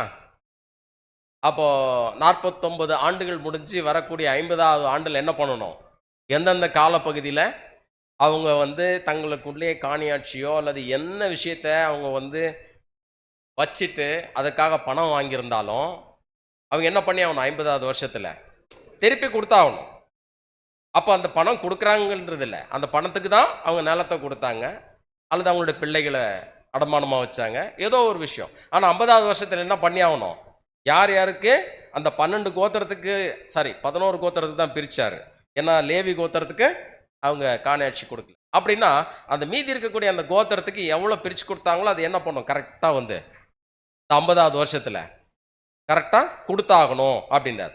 ஆனால் இப்போ சொல்கிறாரு, இஸ்ரேல் புத்திரருக்கு யூபிலி வருஷம் வந்தால் கூட அவருடைய சுதந்திரம் அவர்களுக்கு உட்பட்டு போன கோத்திரத்தினுடைய சுதந்திரத்தோட சேர்ந்து போயிடுமே, எங்களுக்கு எப்படி நீங்கள் இதை கொடுத்துருக்கீங்க அப்படின்ட்டு யோசிக்கிறாங்க. பாருங்க அன்புக்குரிய சகோதர சகோதரிகளை, இந்த 40 ஆண்டுகள் இஸ்ரேல் ஜனங்கள் அந்த செலோப்பியாத்தின் குமார்த்திகள் மட்டும் இல்லை, அந்த கோத்திர தலைவர்களும் சரி, இந்த நியாய பிரமாணத்தை எப்படி படிச்சுட்டு இருந்திருக்கிறாங்க, அவங்க எப்படியெல்லாம் அதிலிருந்து நுணுக்கமான கேள்விகளை கேட்டிருக்கிறாங்க அப்படின்னும் போது இவங்களுக்கு வேலை தேவன் என்ன பண்ணியிருக்காரு? சரியா கொடுத்துருக்கிறாரு. இதெல்லாம் நம்ம பார்க்க வேண்டியிருக்குது. இப்போ நம்ம கூட எங்கே புறப்பட்டுருக்கோம்? எங்கே இருந்து இப்போ என்ன பண்ணணும்? தேவனுடைய வார்த்தைகள் அப்படி நிறைஞ்சிருக்கணும். எங்கே? பைபிளில் மட்டுமே வா அப்படின்னா இப்போ நம்முடைய சிந்தைகளில் நிறைஞ்சிருக்கணும். அப்போ தான் நம்ம செய்யறது என்ன, நம்ம போகிற வழி என்ன, நம்மளை சுற்றி நடக்கிற விஷயங்கள் என்ன அப்படின்றது என்ன பண்ண முடியும்? நம்மளால் நிதானித்து பார்க்க முடியும். அதனால்தான் இந்த செலோப்பியாத்தின் குமார்த்திகளும் சரி, அந்த கோத்திர தலைவர்களும் சரி, எல்லாருமே அங்கே தேவன் கொடுத்துருக்கிற அந்த நியாயப்பிரமாணத்தின நல்லா அலசி பார்க்குறாங்க. என்னென்ன அங்கே சின்ன சின்ன விஷயங்கள் புரியாமல் இருக்குதோ அதையெல்லாம் யார்கிட்ட போய் கேட்குறாங்க? உடனே மோசே கிட்ட கேட்குறாங்க. அப்போ மோசே கிட்ட கேட்குறாங்க அப்படின்னாக்கா எந்த அளவுக்கு இவங்களுடைய அறிவு வளரக்கூடியதாக இருக்குது, எந்த அளவுக்கு இவங்க வேத வசனங்களுக்கு அங்கே கீழ்ப்படியக்கூடிய ஒரு கூட்டம் தனியாக வந்துட்டே இருக்கிறாங்க. எல்லாருமே அல்ல. அப்படி எல்லாருமே இருந்திருந்தா 5,99,998 பேர் என்ன பண்ணியிருப்பாங்க? அவங்களும் போய் சேர்ந்துருப்பாங்க இல்லைங்களா? ஆனால் அவங்க என்ன ஆயிட்டாங்க? இங்கேயே போயிட்டாங்க. ஆனால் கொஞ்சம் பேர் எப்படி இருக்கிறாங்க அதில்? ஆமாம், தேவனுக்கு பிரியமா தேவனுடைய சத்தியத்தை எப்படி பகுத்து பார்க்கணும்னு சொல்லிட்டு பார்த்துக்கிட்டே இருக்கிறாங்க. அதான் சொல்றாரு, யூப்ளி வருஷம் வந்தா கூட எங்களுக்கு வராதே, இப்படி கொடுத்துட்டீங்களே அப்படின்னு சொல்லிட்டு என்ன பண்றாங்கன்னா அங்கே கேட்குறாங்க. அப்போ எங்கள் பிதாக்களுடைய கோத்திரத்தின் சுதந்திரத்திலிருந்து அது கட்டாயிடுமே, என்ன பண்ணலாம் அப்படின்ட்டு இவங்க கிட்ட நிற்கும் போது அடுத்த வசனம் வாசிங்க.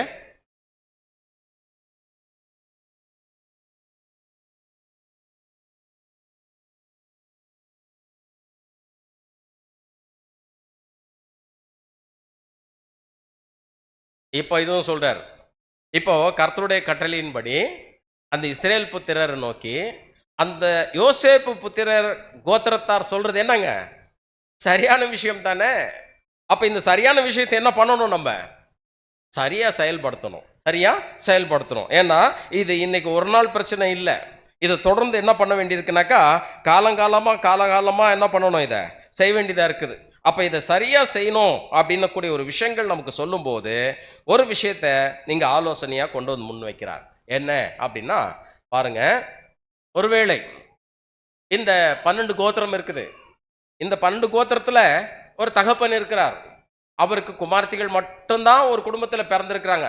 அது எந்த கோத்திரத்துல வேணா இருக்கலாம். இப்ப நீங்க என்ன பண்ணணும் அப்படின்னாக்கா, அந்த கோத்திரத்தார் அந்த கோத்திரத்துக்குள்ளேயே நீங்க வந்து பொண்ணு கொடுத்துக்குங்க. அப்படின்னா என்ன அர்த்தங்க? மனாசே கோத்திரத்தினுடைய பெண்கள் தானே இவங்க. இவங்க என்ன பண்ணணும்? ஆமா. இவங்க எங்க போய் தேடி எடுக்கக்கூடாது. யூதா கோத்திரத்தில் எடுக்கக்கூடாது, பெஞ்சமின் கோத்திரத்தில் எடுக்கக்கூடாது, மற்ற இருக்கக்கூடிய கோத்திரத்தில் எடுக்கக்கூடாது. இவங்க எங்க தான் பெண்ணு கொடுக்கணும்? மனாசே கோத்திரத்துல மட்டும் கொடுக்கணும். இப்ப மனாசே கோத்திரத்துல மட்டும் கொடுத்தாக்கா என்ன ஆகாது? சொத்து எங்கேயும் போகாது இல்ல அப்படின்றாரு. சரி, இது என்ன மனாசே கோத்திரத்துக்கு மட்டும்தான் இந்த கட்டளையா அப்படின்னாக்கா இல்ல. இல்ல, என்ன சொல்றாருனாக்கா, இனி இருக்கக்கூடிய எல்லா கோத்திரத்துக்கும் இது பொருந்தும். அவ்வளவுதான், முடிஞ்சிருச்சு. எல்லா கோத்திரத்துக்கும் இதுதான் கரெக்ட் நிலை அப்படின்னு சொல்லி கொடுக்குறாரு. அப்ப பாருங்க, தேவனுடைய இந்த ஒரு தெய்வீக நடத்துதல் அப்படின்னக்கூடிய அந்த விஷயத்த நம்ம எவ்வளோ அந்த பழைய ஏற்பாட்டில் அந்த இஸ்ரேல் ஜனங்கள் இன்னும் சொல்ல போனால் நமக்கு சொல்லும்போது பார்த்தீங்கன்னாக்கா, அறிவு பெருத்த காலம்னா எப்போன்னு சொல்லுவோம்? எப்போங்க? இப்போதான் சொல்லுவோம். ஆனால் அந்த சத்தியம் அப்படின்னக்கூடிய ஒரு விஷயத்தை கொடுக்கும்போதே அவர்கள் அறிவு பெருத்தவர்களாக தான் வந்திருக்கிறாங்க. அந்த காலத்துக்குரிய அறிவு பெருத்தவர்களாக தான் இஸ்ரேல் ஜனங்கள் இருந்திருக்கிறாங்க. ஏன்னா அந்த ஜனங்கள் வந்து தேவன் கொடுத்துட்ட விசேஷித்த ஒரு ஆசீர்வாதமே அந்த ரோமர்ல நம்ம வாசிக்கிறோம் இல்லைங்களா?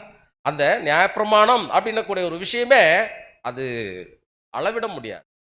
அதான் சொல்றது, அந்த வனாந்தரத்தில் அவங்க போய் ஒவ்வொரு விஷயங்களுக்கும் ஒவ்வொரு காரியங்களுக்கும் அவங்க உட்காரும்போது, எந்திரிக்கும் போது, படுக்கும்போது, தூங்கும்போது இதெல்லாம் தேவனுடைய வார்த்தைகளை பேசுங்கன்னு சொல்லியிருக்கக்கூடிய வார்த்தைகள்லாம் நம்ம படிக்கக்கூடியவர்களாக இருக்கிறோம். அப்போ இது எல்லாம் நம்ம பார்க்கலாம். இப்போ இந்த தொடர்ந்து வாசிங்க 6ஆம் வசனத்தை. கர்த்தர்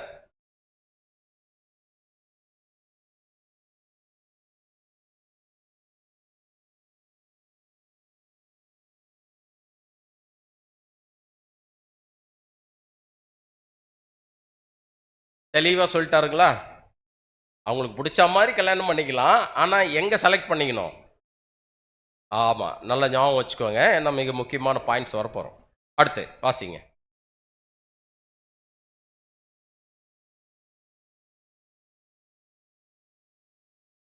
பாருங்க, இப்படி நீங்க கல்யாணம் பண்ணிக்கிட்டாக்கா இந்த சுதந்திரம் என்ன பண்ணாது?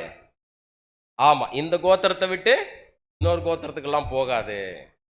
அப்ப எந்த கோத்திரத்துல அவங்க வந்து பெண் பிள்ளைகள் பிறந்திருக்கிறாங்களோ அதே கோத்திரத்துல மாப்பிள்ளையை தேடி என்ன பண்ணிக்கங்க, நீங்க கல்யாணம் பண்ணிக்கங்க அப்படின்றாரு. அப்ப கிடைக்க மாட்டாங்களா? கிடைப்பாங்களா? கிடைக்க மாட்டாங்களா? கிடைக்கிறதுனால தான் தேவன் சொல்லியிருக்கிறார். கிடைக்க மாட்டாங்கன்னா தேவன் என்ன பண்ணியிருக்க மாட்டாரு? சொல்ல மாட்டாரு இல்லைங்களா? அப்போ கிடைக்கலன்னா என்ன பண்ணணும்? அவங்க கிடைக்கிற வரைக்கும் வெயிட் பண்ணணும். கிடைக்கிற வரைக்கும் என்ன பண்ணணும்? வெயிட் பண்ணணும். இப்போ பாருங்க, அடுத்து வாசிக்கலாம்.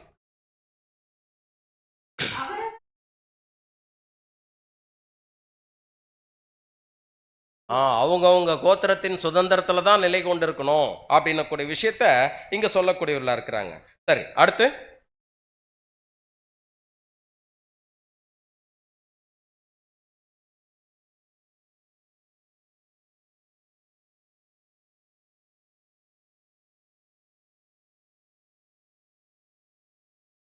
பாத்தீங்களா? அதான் சொல்லிட்டாரு, அவரவர் தங்களுடைய பிதாக்களின் சுதந்திரத்துல தான் என்ன பண்ணணும்? அவங்க அங்க திருமணம் செஞ்சுக்கணும்.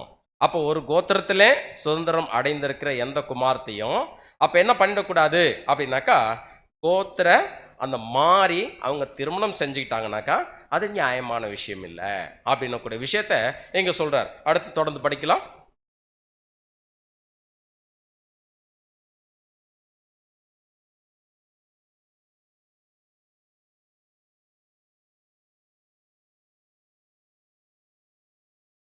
பாத்தீங்களா? அப்ப சுதந்திரமானது ஒரு கோத்திரத்தை விட்டு மர கோத்திரத்துக்கு போயிடக்கூடாது. அது இஸ்ரேல் புத்திரருடைய யார் யாருக்கு எப்படி எப்படி பிரிச்சு கொடுத்துருக்காங்களோ அது கரெக்டா அப்படியே தான் இருக்கணும் அப்படின்னக்கூடிய ஒரு விஷயத்த இங்க தெளிவுபடுத்திருக்கிறார் அப்படின்னக்கூடிய காரியங்கள் நம்ம பார்க்கக்கூடியவர்களார். சரி, இப்ப என்ன நடக்குது அப்படின்னா, செலோப்பியாத்தின் குமார்த்திகளுடைய பிரச்சனைகளைத்தானே நம்ம எடுத்துட்டு வந்து முதல்ல வச்சோம். இப்போ அந்த செலோப்பியாத்தின் குமார்த்திகளுடைய பிரச்சனைக்கு என்ன பண்றாரு? இப்போ இங்க தேவன் கட்டளையிட்டபடி ஒரு முடிவு கட்டுறார். பாருங்க, 36வது அதிகாரம் 10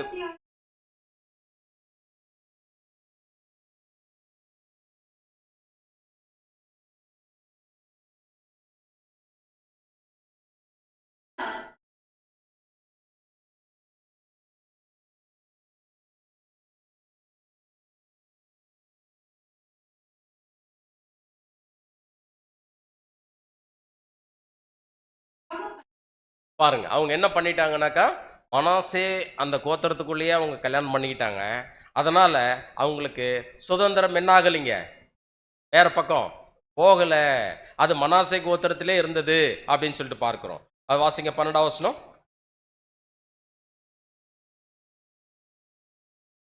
சரி, இது சரியான ஒரு தீர்ப்பா? ஏன்னா பிற்காலத்துல நம்ம எல்லாரும் சேர்ந்து மிகப்பெரிய ஒரு நியாயாசனத்துல உட்கார்ந்து என்ன பண்ண போறோம்? பூமிய நியாயம் தீர்க்க போறோம் இல்லைங்களா? அப்படின்னா தேவனுடைய ஒரு தீர்ப்பு எப்படிதான் இருந்திருக்கணும் இது? சரி, இதெல்லாம் நீங்க ஆமோதிக்கிறீங்க இல்லையா? இதுல எந்த விதமான மாற்று கருத்து கிடையாதே?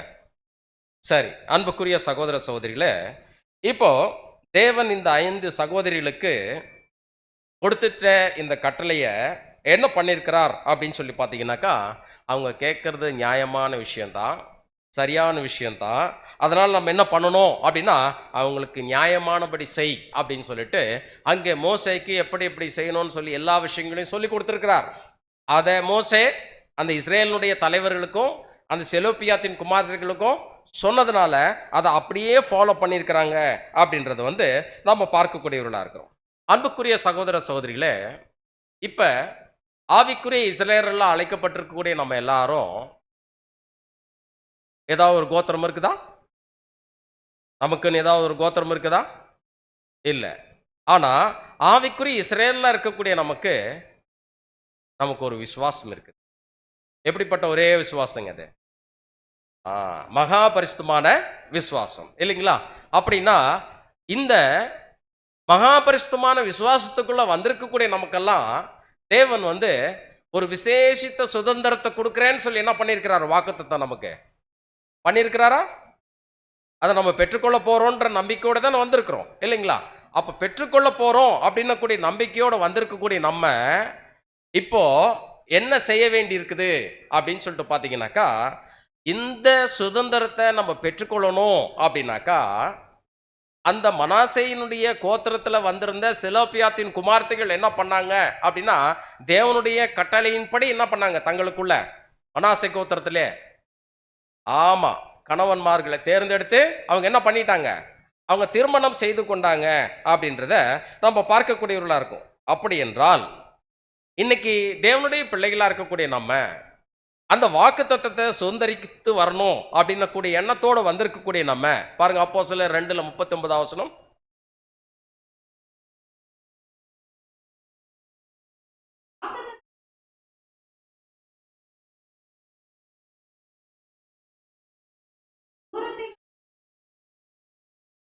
பாருங்க, வாக்குத்தத்தமானது எப்படி இருக்குதுங்களா?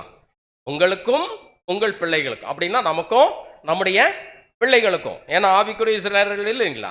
அப்ப நம்முடைய தேவனாகிய கர்த்தர் வரவழைக்கும் தூரத்தில் உள்ள யாவருக்கும் என்ன பண்ணியிருக்கிறார்? தேவன் இப்படித்தான் கொடுத்திருக்கிறார் அப்படின்னக்கூடிய விஷயங்கள் நம்ம பார்க்கக்கூடியவர்களா இருக்கும். அப்படி என்றால் அன்புக்குரிய சகோதர சகோதரிகளே, இந்த காலத்துல பிள்ளைகளை திருமண வயதுல வைத்திருக்கக்கூடிய சகோதர சகோதரிகளும் சரி, அல்லது பிற்காலத்தில் திருமண வயதுக்கு வந்து கல்யாணம் பண்ணி வைக்கக்கூடிய சகோதர சகோதரிகளும் சரி, அல்லது திருமணம் செய்து கொள்ள போகிற சகோதர சகோதரிகளா இருந்தாலும் சரி, எதை செய்தா இந்த வாக்குத்தத்தமானது அது நமக்கும் நம்முடைய பிள்ளைகளுக்கும் உரியதா இருக்கும்?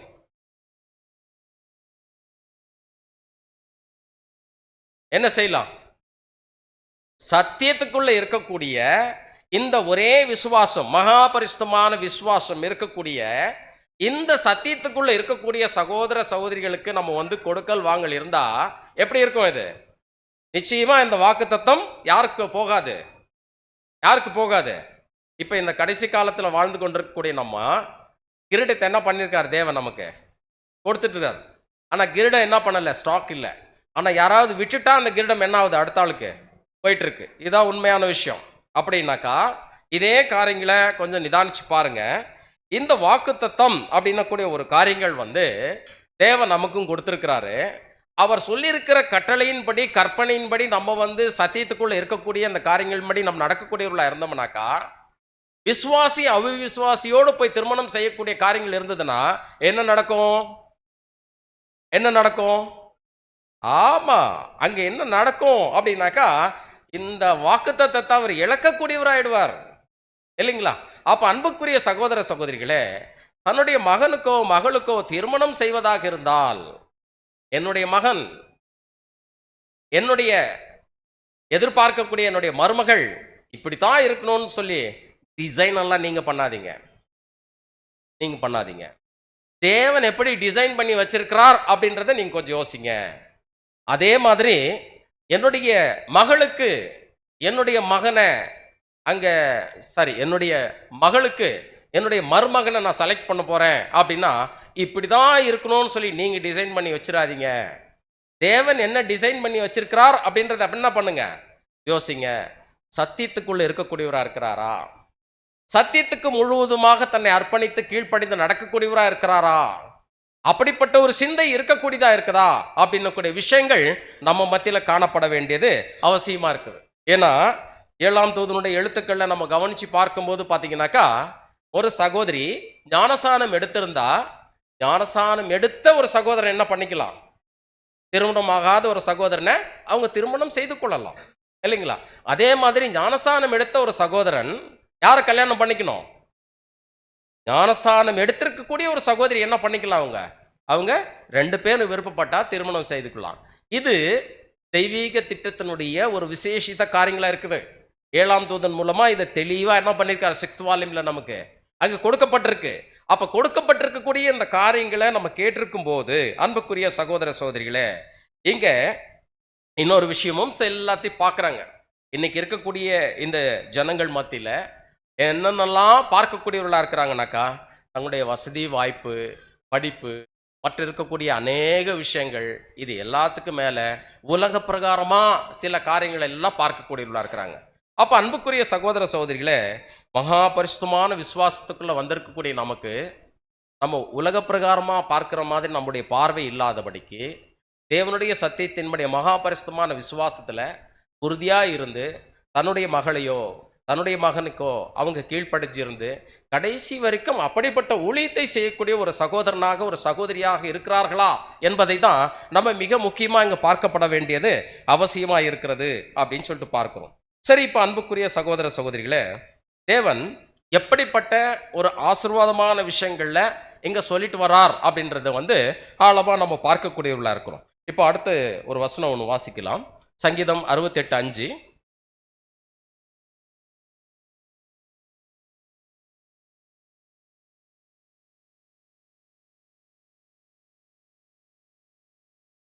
அப்போ தேவன் எப்படிப்பட்ட ஒரு காரியங்கள்லாம் செய்திருக்கிறார் அப்படின்னு சொல்லி நம்ம பார்க்கும்போது, அவரை அண்டி வரக்கூடிய திக்கற்ற பிள்ளைகள் யார் இருந்தாலும் சரி, அவங்க விதவியா இருந்தாலும் கூட, அப்படி ஒரு சம்பவம் நடந்திருக்கா வேதத்துல? யாருங்க? ரூத், இல்லைங்களா?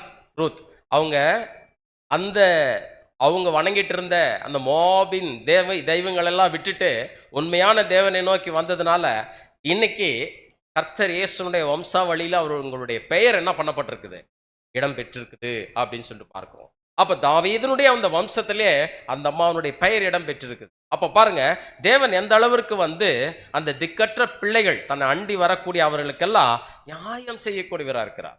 அப்ப நியாயாசனத்திலே போய் உட்காரணும்னு விருப்பப்படக்கூடிய நம்ம மத்தியில எப்படிப்பட்ட நியாயங்கள் எல்லாம் கரெக்டா இருக்கணும், அது நீதியா இருக்கணும் அப்படின்றத சிந்தித்து பார்க்கப்பட வேண்டியது அவசியமா இருக்குது.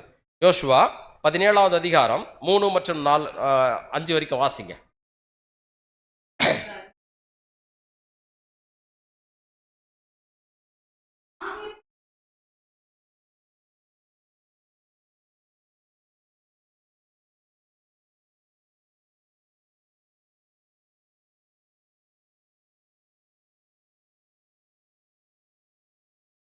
சரி, இப்போ என்ன ஆச்சுன்னா, மோசே இந்த மாதிரிலாம் கொடுக்கணும்னு சொல்லிட்டு கட்டளையெல்லாம் கொடுத்துட்டாரு. பட் அவரால் என்ன பண்ண முடியல, தேசத்தை பங்கு போட்டு கொடுக்குற அளவுக்கு அப்போ இருக்க முடியல. ஏன்னா அது ஒரே ஒரு விஷயத்தில் ஒரே அந்த மலைக்கிட்ட பேச சொல்லும் போது பார்த்தீங்கன்னா, அவர் தவறு செஞ்சதுனால என்ன ஆயிட்டார், கானான் தேசத்தை மலை மேலே ஏறி நின்று பார்த்ததோடு சரி. அதுக்கப்புறம் அவர் என்னால் பண்ண முடியல, உள்ளே வர முடியல, இல்லைங்களா? இப்போ அந்த சார்ஜ் யார்கிட்ட போயாச்சு, யோசுவா கிட்ட போயிடுச்சு. இப்போ யோசுவா கிட்ட போகும்போது யோசுவா என்ன பண்றார் அப்படின்னா, இந்த விஷயத்தை எடுத்து கையாளக்கூடியவராக இருக்கிறார். அப்படி கையாளும் போது என்ன நடந்தது அப்படின்றத இப்ப தொடர்ந்து படிக்கிறோம். தொடர்ந்து வாசிங்க.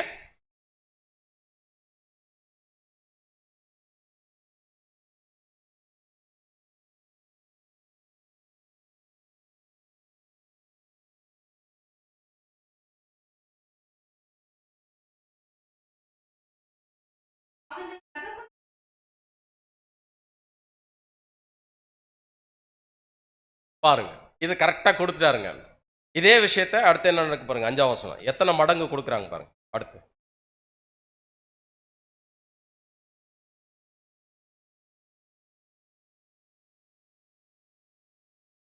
பாத்தீங்களா?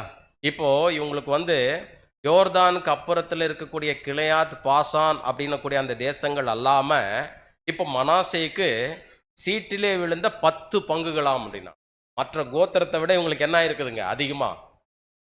அதிகமாகவே கிடைச்சிருக்குது. அந்த அளவுக்கு வந்து இங்கே தேசம் என்ன பண்ணப்பட்டிருக்குன்னா பகுக்கப்பட்டு அங்கே எல்லாத்தையுமே என்ன பண்ணியிருக்காங்கனாக்கா கொடுத்துருக்குறாங்க அப்படின்றத நம்ம பார்க்கக்கூடியவர்களாக இருக்கும். சரி, இப்படிப்பட்ட ஒரு விஷயங்கள் ஒரு பக்கம் நம்ம வரும்போது பார்த்தீங்கன்னாக்கா இந்த மாதிரி நிறைய வழக்குகள் நமக்கு முன்னாடி வரலாம். இந்த மாதிரி என்ன பண்ணலாம், நமக்கு நிறைய வழக்குகள் வரலாம். உயிர்த்தெழுந்து வராங்கன்னு வச்சுங்களேன், உயிர்த்தெழுதில் ஒவ்வொருத்தரும் ஒவ்வொரு பிரச்சனைகளோட தான் மறிச்சிருப்பாங்க. மறிச்சிருக்கக்கூடிய எல்லாரும் என்னென்னதாலும் நினச்சிட்டு வரலாம் அப்படின்னா, உயிர்த்தெழுந்து வந்தவுடனே அப்படியே பரிசுத்தமாக அப்படியே தேவனுக்கு உடனே கீழ்ப்படுகிற மாதிரிலாம் எதிர்பார்க்க முடியாது. அவங்க மத்தியில் படிப்படியான வளர்ச்சிகள் தான் இருக்கும். அப்படின்னா இப்படிப்பட்ட ஜனங்களெல்லாம் நியாயந்திருக்கணும் அப்படின்னா தேவனுடைய பிள்ளைகளாக இருக்கக்கூடிய நம்ம எந்த அளவிற்கு வந்து ஒரு தெளிந்த புத்தியோடு இருக்கணும் அப்படின்னக்கூடிய ஒரு விஷயங்கள் இங்கே நம்ம பார்க்கப்பட வேண்டியதாக இருக்குது. சரி, இப்போ இப்படிப்பட்ட ஒரு விஷயங்கள் நம்ம பார்த்தோம் இல்லைங்களா? இதை தேவன் அந்த இடத்துல செலோப்பியாத்தின் குமார்த்திகளுக்காக மாத்திரமே இதை ஏற்படுத்தினார்னா இல்லை, 12 கோத்திரங்களுக்கும் ஏற்படுத்தினார். 12 கோத்திரங்களில் ஏற்படுத்தப்பட்ட விஷயங்களாகப்பட்டது பிற்காலத்தில் இது எங்கே கொண்டு வந்து இதை முடிச்சு போறார் தெரியுங்களா? தேவன் எங்கே கொண்டு வந்து முடிச்சு போறார் தெரியுங்களா? இயேசு கிறிஸ்தனுடைய பிறப்பில் கொண்டு வந்து முடிச்சு போறாருங்க. இயேசு கிறிஸ்தனுடைய பிறப்பில் கொண்டு வந்து முடிச்சு போறார் இல்லைங்களா? அதை குறித்து தான் நம்ம பார்க்கலாம். பாருங்க, லூக்கா 3ஆவது அதிகாரம் 23ஆம் வசனம்.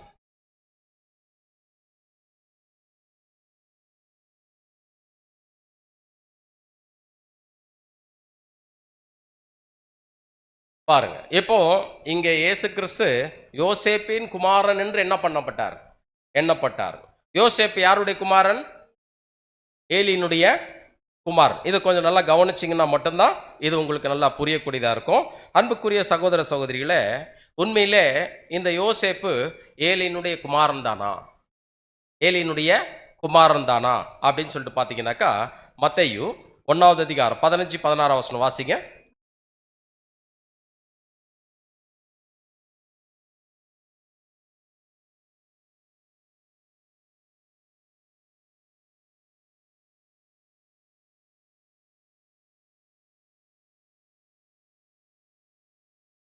சரி, இப்போ இந்த இடத்துல நம்ம கவனிச்சு பார்த்தோம்னாக்கா எலியூத் எலியாசாரை பெற்றான், எலியாசார் மாத்தானை பெற்றான், மாத்தான் யாக்கோபை பெற்றான், யாக்கோபு மரியாளுடைய புருஷனாகிய யோசேப்பை பெற்றான். முன்னாடி என்ன பார்த்தோம்?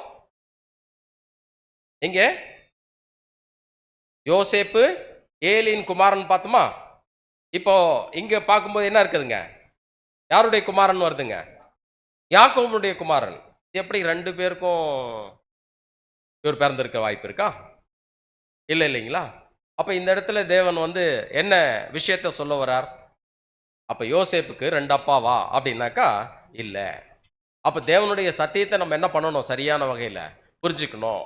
ஏன்னா சத்தியத்தை அறியாது இருக்கக்கூடிய ஒருத்தர் வந்து கிட்டத்தட்ட ஒரு 15-20 வருஷம் இருக்கும். அப்போவே இந்த விஷயத்தை கொண்டு வந்து நம்மக்கிட்ட வந்து டிஸ்கஸ் பண்ணார். அதை லிஸ்ட் போட்டு எல்லாத்தையும் பிரித்து தனித்தனியாக காட்டினோடனே அவருடைய முகத்தில் இருந்த சந்தோஷம், எவ்வளோ வருஷமாக தேடிட்டு இருந்தாராம், அது கிடைச்ச உடனே பயங்கர ஹாப்பி ஆகிட்டார் அந்த அளவுக்கு. அதனால் தேவனுடைய காரியங்களை அந்த தேவனுடைய பிள்ளைகள் நிச்சயமாக என்ன பண்ணியிருக்குன்னா அறிஞ்சிருக்க வேண்டியதாக இருக்குது. அப்போ அந்த செலோப்பியாத்தின் குமார்த்திகளுக்கு ஏற்பட்டதான அந்த விஷயமாகப்பட்டது பிற்காலத்தில் சுவிசேஷக ஆரம்ப கால பகுதியில் நம்ம கர்த்தர் இயேசுனுடைய வாழ்க்கையில் கூட இந்த இடத்துல இந்த விஷயத்தை கொண்டு வந்து பேசக்கூடியவராக இருக்கிறார். அதை குறித்து நம்ம பார்க்கலாம் பாருங்க. இங்கே வந்து யாக்கோபு மரியாளுடைய புருஷனாகிய யோசேப்பை பெற்றான் அப்படின்னு கூடியதார். அப்போ இவர் வந்து யாருடைய ஒரு குமாரனா தான் இவர் இருக்கணும்? ஒன்று வந்து ஏலியின் குமாரனா இருக்கணும், இல்லைன்னா ஒன்று வந்து யாக்கோபுடைய குமாரனா இருக்கணும். அப்போ யாருடைய குமாரன் அப்படின்னா இப்போ லிஸ்ட் போட்டாச்சு, நீங்களே பார்த்துட்டீங்க இல்லைங்களா? இப்போ பாருங்க, இந்த லூக்கா 3வது அதிகாரம் 23வது வசனத்திலிருந்து 25வது வசனம் வரைக்கும் சொல்லியிருக்கக்கூடியது வந்து பார்த்தீங்கன்னாக்கா, இங்கே மெல்கி, லேவி, மாத்தாத், ஏலி, யோசேப்பு. யோசேப்பு மரியாளுடைய கணவன். அப்படின்னா இவர் வந்து யோசேப்பு ஏலியினுடைய என்ன ஆகணுங்க? அவரு மருமகன், ஏலியினுடைய மருமகன் யோசேப்பு. அடுத்து வந்து பாருங்க, எலியாசார், மாத்தான், யாக்கோபு, யோசேப்பு. இவங்க வந்து அந்த யோசேப்பு மரியாளுடைய கணவன் இல்லைங்களா? இவர் யாருடைய குமாரனுங்க? இந்த யோசேப்பு யாக்கோபனுடைய குமாரன். ஆனா ரெண்டு இடத்துல என்ன சொல்லப்பட்டிருக்குது? ரெண்டு இடத்துல என்ன சொல்லப்பட்டிருக்கு? ஒரு இடத்துல ஏலியின் குமாரன் சொல்லப்பட்டிருக்கு, இன்னொரு இடத்துல யாக்கோபனுடைய குமாரன் சொல்லப்பட்டிருக்கு. ஒருவேளை மறந்து தேவன் ஏதாவது கொடுத்துட்டாரானாக்கா இல்ல. அன்புக்குரிய சகோதர சகோதரிலே, இந்த காலப்பகுதியில் கொடுக்கப்பட்டது அல்ல. அது செலோப்பியாத்தின் குமார்த்திகளுடைய காலத்திலேயே கொடுத்துட்ட ஒரு கட்டளை. இப்ப பாருங்க, மனாசே குடும்பத்திலிருந்து அந்த செலோப்பியாத்தின் குமார்த்திகள் ஒரு புருஷனை தேர்ந்தெடுத்து அவங்க கல்யாணம் பண்ணிக்கிட்டாங்க இல்லைங்களா? இப்ப அந்த கல்யாணம் பண்ணிட்டதுக்கு அப்புறம் அவங்க பெற்றெடுக்கக்கூடிய குழந்தை, அந்த குமார்த்தி யாரோ ஒருத்தர் இருக்கட்டும், ஒக்கலாலா இருக்கட்டும் அல்லது மக்களால் யாரோ ஒருத்தர் இருக்கட்டும். இப்ப அவங்க பெற்றெடுக்கக்கூடிய குழந்தை யாருடைய சந்ததியா அவங்க வராங்க? மனாசே, செலோப்பியாத்தின் சந்ததியில் என்ன பண்றாங்க? வர்றாங்க. அப்படி என்றால் அந்த செலோப்பியாத்துக்கு இந்த ஒக்லாலுடைய கணவர் இருக்கிறார் இல்லைங்களா, அவர் என்ன முறை ஆகுதுங்க? மரு மகன். அங்க வந்து மருவை எடுத்துருங்க, மகன் தாங்க. இப்படிதான் தேவன் என்ன பண்ணியிருக்கிறார், அங்க கொடுத்துருக்கார். இதே விஷயத்தை தான் என்ன பண்றார் அப்படின்னாக்கா, இங்க வந்து பாத்தீங்கன்னாக்கா அங்க யோசேப்புக்கு வந்து அங்க தன்னுடைய மகளா இருக்கக்கூடிய மரியாளை கல்யாணம் பண்ணி கொடுக்குறாரு. அப்படி கொடுக்கும்போது இங்க யோசேப்பு ஏலிக்கு வந்து மருமகன் அப்படின்னக்கூடிய அந்த வார்த்தை வெறும் மகன் அப்படின்னக்கூடிய விஷயத்துல என்ன பண்ணுதுங்க? இருக்கக்கூடியதா இருக்குது. அதோடு கூட இந்த இடத்துல அவர் சந்ததியில வந்துட்ட அங்க யாக்கோபனுடைய பிள்ளையா தான் அங்க யோசேப்பும் இருக்கக்கூடியவரா இருக்கிறார். அப்ப இந்த காரியங்களை பிற்காலத்துல தேவன் கொண்டு வந்து சரியான வகையில கொடுப்பதற்காகவே எப்ப இந்த விஷயத்தை டிசைன் பண்ணியிருக்கிறார் பாருங்க. இஸ்ரேல் ஜனங்க எகிப்திலிருந்து புறப்பட்டு வந்த காலப்பகுதியிலேயே இந்த காரியங்கள் எல்லாத்தையும் டிசைன் பண்ணி இப்ப என்ன பண்றார்? கொடுக்கிறார் அப்படின்னு சொல்லி பார்க்கிறோம். இதை குறித்து 5th வால்யூம்ல வந்து இது 156வது பக்கம் தமிழ்ல நீங்க போய் பார்த்தீங்கன்னா சகோதரர், நம்முடைய மூத்த சகோதரர் ரசல் அவர்கள் இதற்குரிய விளக்கங்களை ரொம்ப தெளிவாக கொடுத்திருப்பார். அந்த மகன் மற்றும் மருமகன் அப்படின்னு கூடிய அந்த காரியங்களுக்கு கொடுத்திருக்கிறார். இது உங்களுக்கு புரிஞ்சிடுச்சிங்களா? புரிஞ்சிடுச்சிங்களா? சரி, இப்போ எத்தனை பேர் இந்த செலோப்பியாத்துக்கு குமார்த்திகள்? 5 பேர். இந்த 5 பேரும் எங்கேயாவது முக்கியமா ரொம்ப புத்திசாலிங்கன்னு சொல்ற மாதிரி எங்கேயா படிச்ச ஞாபகம் இருக்கா? 5 பேர் புத்தியுள்ள புத்தி இல்லாத கன்னிகள் அப்படின்னு சொல்லி நம்ம படிச்சிருக்கோம் பாத்தீங்களா? இப்ப இந்த 5 பேருமே எப்படிப்பட்ட பிள்ளைகளுங்க? புத்தியுள்ள கன்னிகைகள் தான் அப்படின்றத வந்து நம்ம பார்க்கப்பட வேண்டியதா இருக்கு. இப்ப 5 பேரும் புத்தியுள்ள கன்னிகைகள் தான் அப்படின்னு சொல்லி பாத்தீங்கன்னாக்கா, இப்ப இந்த 5 பேரும் யாரா வராங்க? யாரா வராங்க? சபை. நமக்கு தான் ஒரு நிழலா இருக்கிறாங்க இவங்க, நமக்கு தான் ஒரு வகையில நிழலா இருக்கிறாங்க அப்படின்றத நம்ம பார்க்கிறோம். இப்போ இந்த செலோப்பியாத் அப்படின்னக்கூடிய ஒரு விஷயங்களை குறித்து நம்ம பார்க்கும்போது பார்த்தீங்கன்னாக்கா, இங்க வந்து இந்த 5 பெண்கள் பெற்றெடுத்தாங்க. இந்த 5 பெண்கள் வந்து செலோப்பியாத் பெற்றெடுத்திருந்தாலும் இவர்கள் வந்து புத்தியுள்ள கன்னிகைகளுக்கு ஒப்பாக அங்கு வேதத்தில் சொல்லப்பட்டிருக்கிறத நம்ம கவனிச்சு பார்க்கப்பட வேண்டியது அவசியமா இருக்கு. இதுல மிக முக்கியமா வந்து பாத்தீங்கன்னாக்கா, இந்த 5 சகோதரிகள் இருக்காங்க பாருங்க. இந்த 5 சகோதரிகள் இவங்க வந்து வெளிப்படுத்தின விசேஷத்துல சொல்லப்பட்டிருக்கக்கூடிய 7 சபையோட பொருந்துறாங்க. இவங்க வெளிப்படுத்தின விசேஷத்துல சொல்லப்பட்டிருக்கக்கூடிய 7 சபைகளோட என்ன பண்றாங்க? இவங்க பொருந்தக்கூடிய வகையில் அருமையான அவருடைய பெயர்களோடு இந்த வெளிப்படுத்தின விசேஷத்தில் சொல்லப்பட்டிருக்கக்கூடிய ஒவ்வொரு சபையினுடைய பெயர்களோட அப்படியே சிங்க் ஆகக்கூடியதாக இருக்கும். அதே மாதிரி மத்தேயு 13வது அதிகாரத்தில் 7 ஊமைகள் சொல்லப்பட்டிருக்கு இல்லைங்களா? அது ஆல்ரெடி நம்ம வந்து சப்ஜெக்ட்ஸ் எல்லாம் கேட்டிருப்போம். எதோட சிங்க் ஆகுது அப்படின்னா வெளிப்படுத்தின விசேஷத்தில் சொல்லப்பட்டிருக்க கூட அந்த 7 சபையோட என்ன ஆகுதுங்க, சிங்க் ஆகுது இல்லைங்களா? அப்போ அந்த மாதிரி நம்ம பார்க்கும்போது பார்த்தீங்கன்னா இந்த செலோப்பியாத் அப்படின்னா கூடிய இந்த மனுஷனுக்கு 5 குமார்த்திகள் தானே இருந்தாங்க. 7 சபையோடு எப்படி லிங்க் ஆகும்? 7 சபையோட எப்படி லிங்க் ஆகும் அப்படின்னக்கூடிய ஒரு கேள்விகள் கேட்கும்போது பார்த்தீங்கன்னா மிக முக்கியமாக அங்கே வந்து பார்த்தீங்கன்னாக்கா அந்த செலோப்பியாத் அப்படின்னக்கூடிய இந்த ஒரு மனுஷனையும் என்ன பண்ணுறோன்னா நம்ம சேர்க்க வேண்டியதாக இருக்குது. செலோப்பியாத் அப்படின்னக்கூடிய அந்த மனுஷனையும் நம்ம என்ன பண்ண வேண்டியிருக்கு, சேர்க்க வேண்டியதாக இருக்குது. அப்போது இன்னொருத்தர் குறையிறாங்களே அப்போது மீதி இருக்கிற இன்னொருத்தரையும் என்ன பண்ண போகிறோம், நம்ம பார்க்க போகிறோம். அது யார் அப்படின்னா கோத்திர தலைவனாக இருக்கக்கூடிய, யாருக்கு பதிலாக யார் வந்தார் அந்த இடத்துல? வெளிப்படுத்தின விசேஷத்தில் ஒரு கோத்திரத்துக்கு பதிலாக தானுக்கு பதிலாக யார் வந்து சேர்ந்தது? சேர்த்துக்கலாமா? ஆட்டோமேட்டிக்காக சேர்க்கலாமா? இப்போ பாருங்க, அப்போ அந்த 7 சபைக்கும் இந்த 7 பெயர்களும் எப்படி நமக்கு பொருந்தக்கூடியதாக இருக்குது அப்படின்றத கொஞ்சம் சீக்கிரம் முடிச்சிடலாம். ஏன்னா எனக்கு கொடுத்ததே ரொம்ப லேட்டாக கொடுத்துருக்கீங்க சப்ஜெக்ட் எடுக்க. உங்களுக்கெல்லாம் பசியாக இருக்குதா என்னன்னு எனக்கு தெரியாது. பட் ஆனாலும் என்ன பண்ண முடியல என்னால். சப்ஜெக்டை பாதியில் வேணால் பிரேக் பண்ணலாம். ஆனால் நல்லா இருக்குமா? சரி, ரைட், ஓகே. இப்போ அடுத்து வந்து நம்ம இதனுடைய தொடர்ச்சி போயிடலாம். இந்த செலோப்பியாத் அப்படின்னா என்ன அர்த்தம் அப்படின்னாக்கா முதல் பேரு அப்படின்றதா இதனுடைய அர்த்தம். செலோப்பியாத் அப்படின்னா முதல் பேரு அப்படின்னு சொல்லிட்டு நம்ம பார்ப்போம். அப்போ பாருங்க, முதல் பேரு அப்படின்னா முதல் சபைக்கு பேர் என்னங்க? எபேசு. அந்த எபேசு அப்படின்னாலே என்ன அர்த்தங்க?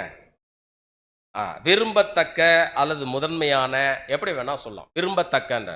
பாருங்க, நம்ம குடும்பத்தில் ஒரு 4 பிள்ளைகள் 2 பிள்ளைகள் பிறந்தாலும் முதல் பிள்ளை அப்படின்னக்கூடியது மட்டும் எப்படி இருக்கும்? எப்பவுமே செல்லம் ரொம்ப ஓவராக இருக்கும் இல்லைங்களா? ரொம்ப அதிகமாக இருக்கும் இல்லைங்களா? எது இருந்தாலும் அவங்களுக்கு தான் அதை முதல்ல கொடுப்பாங்க.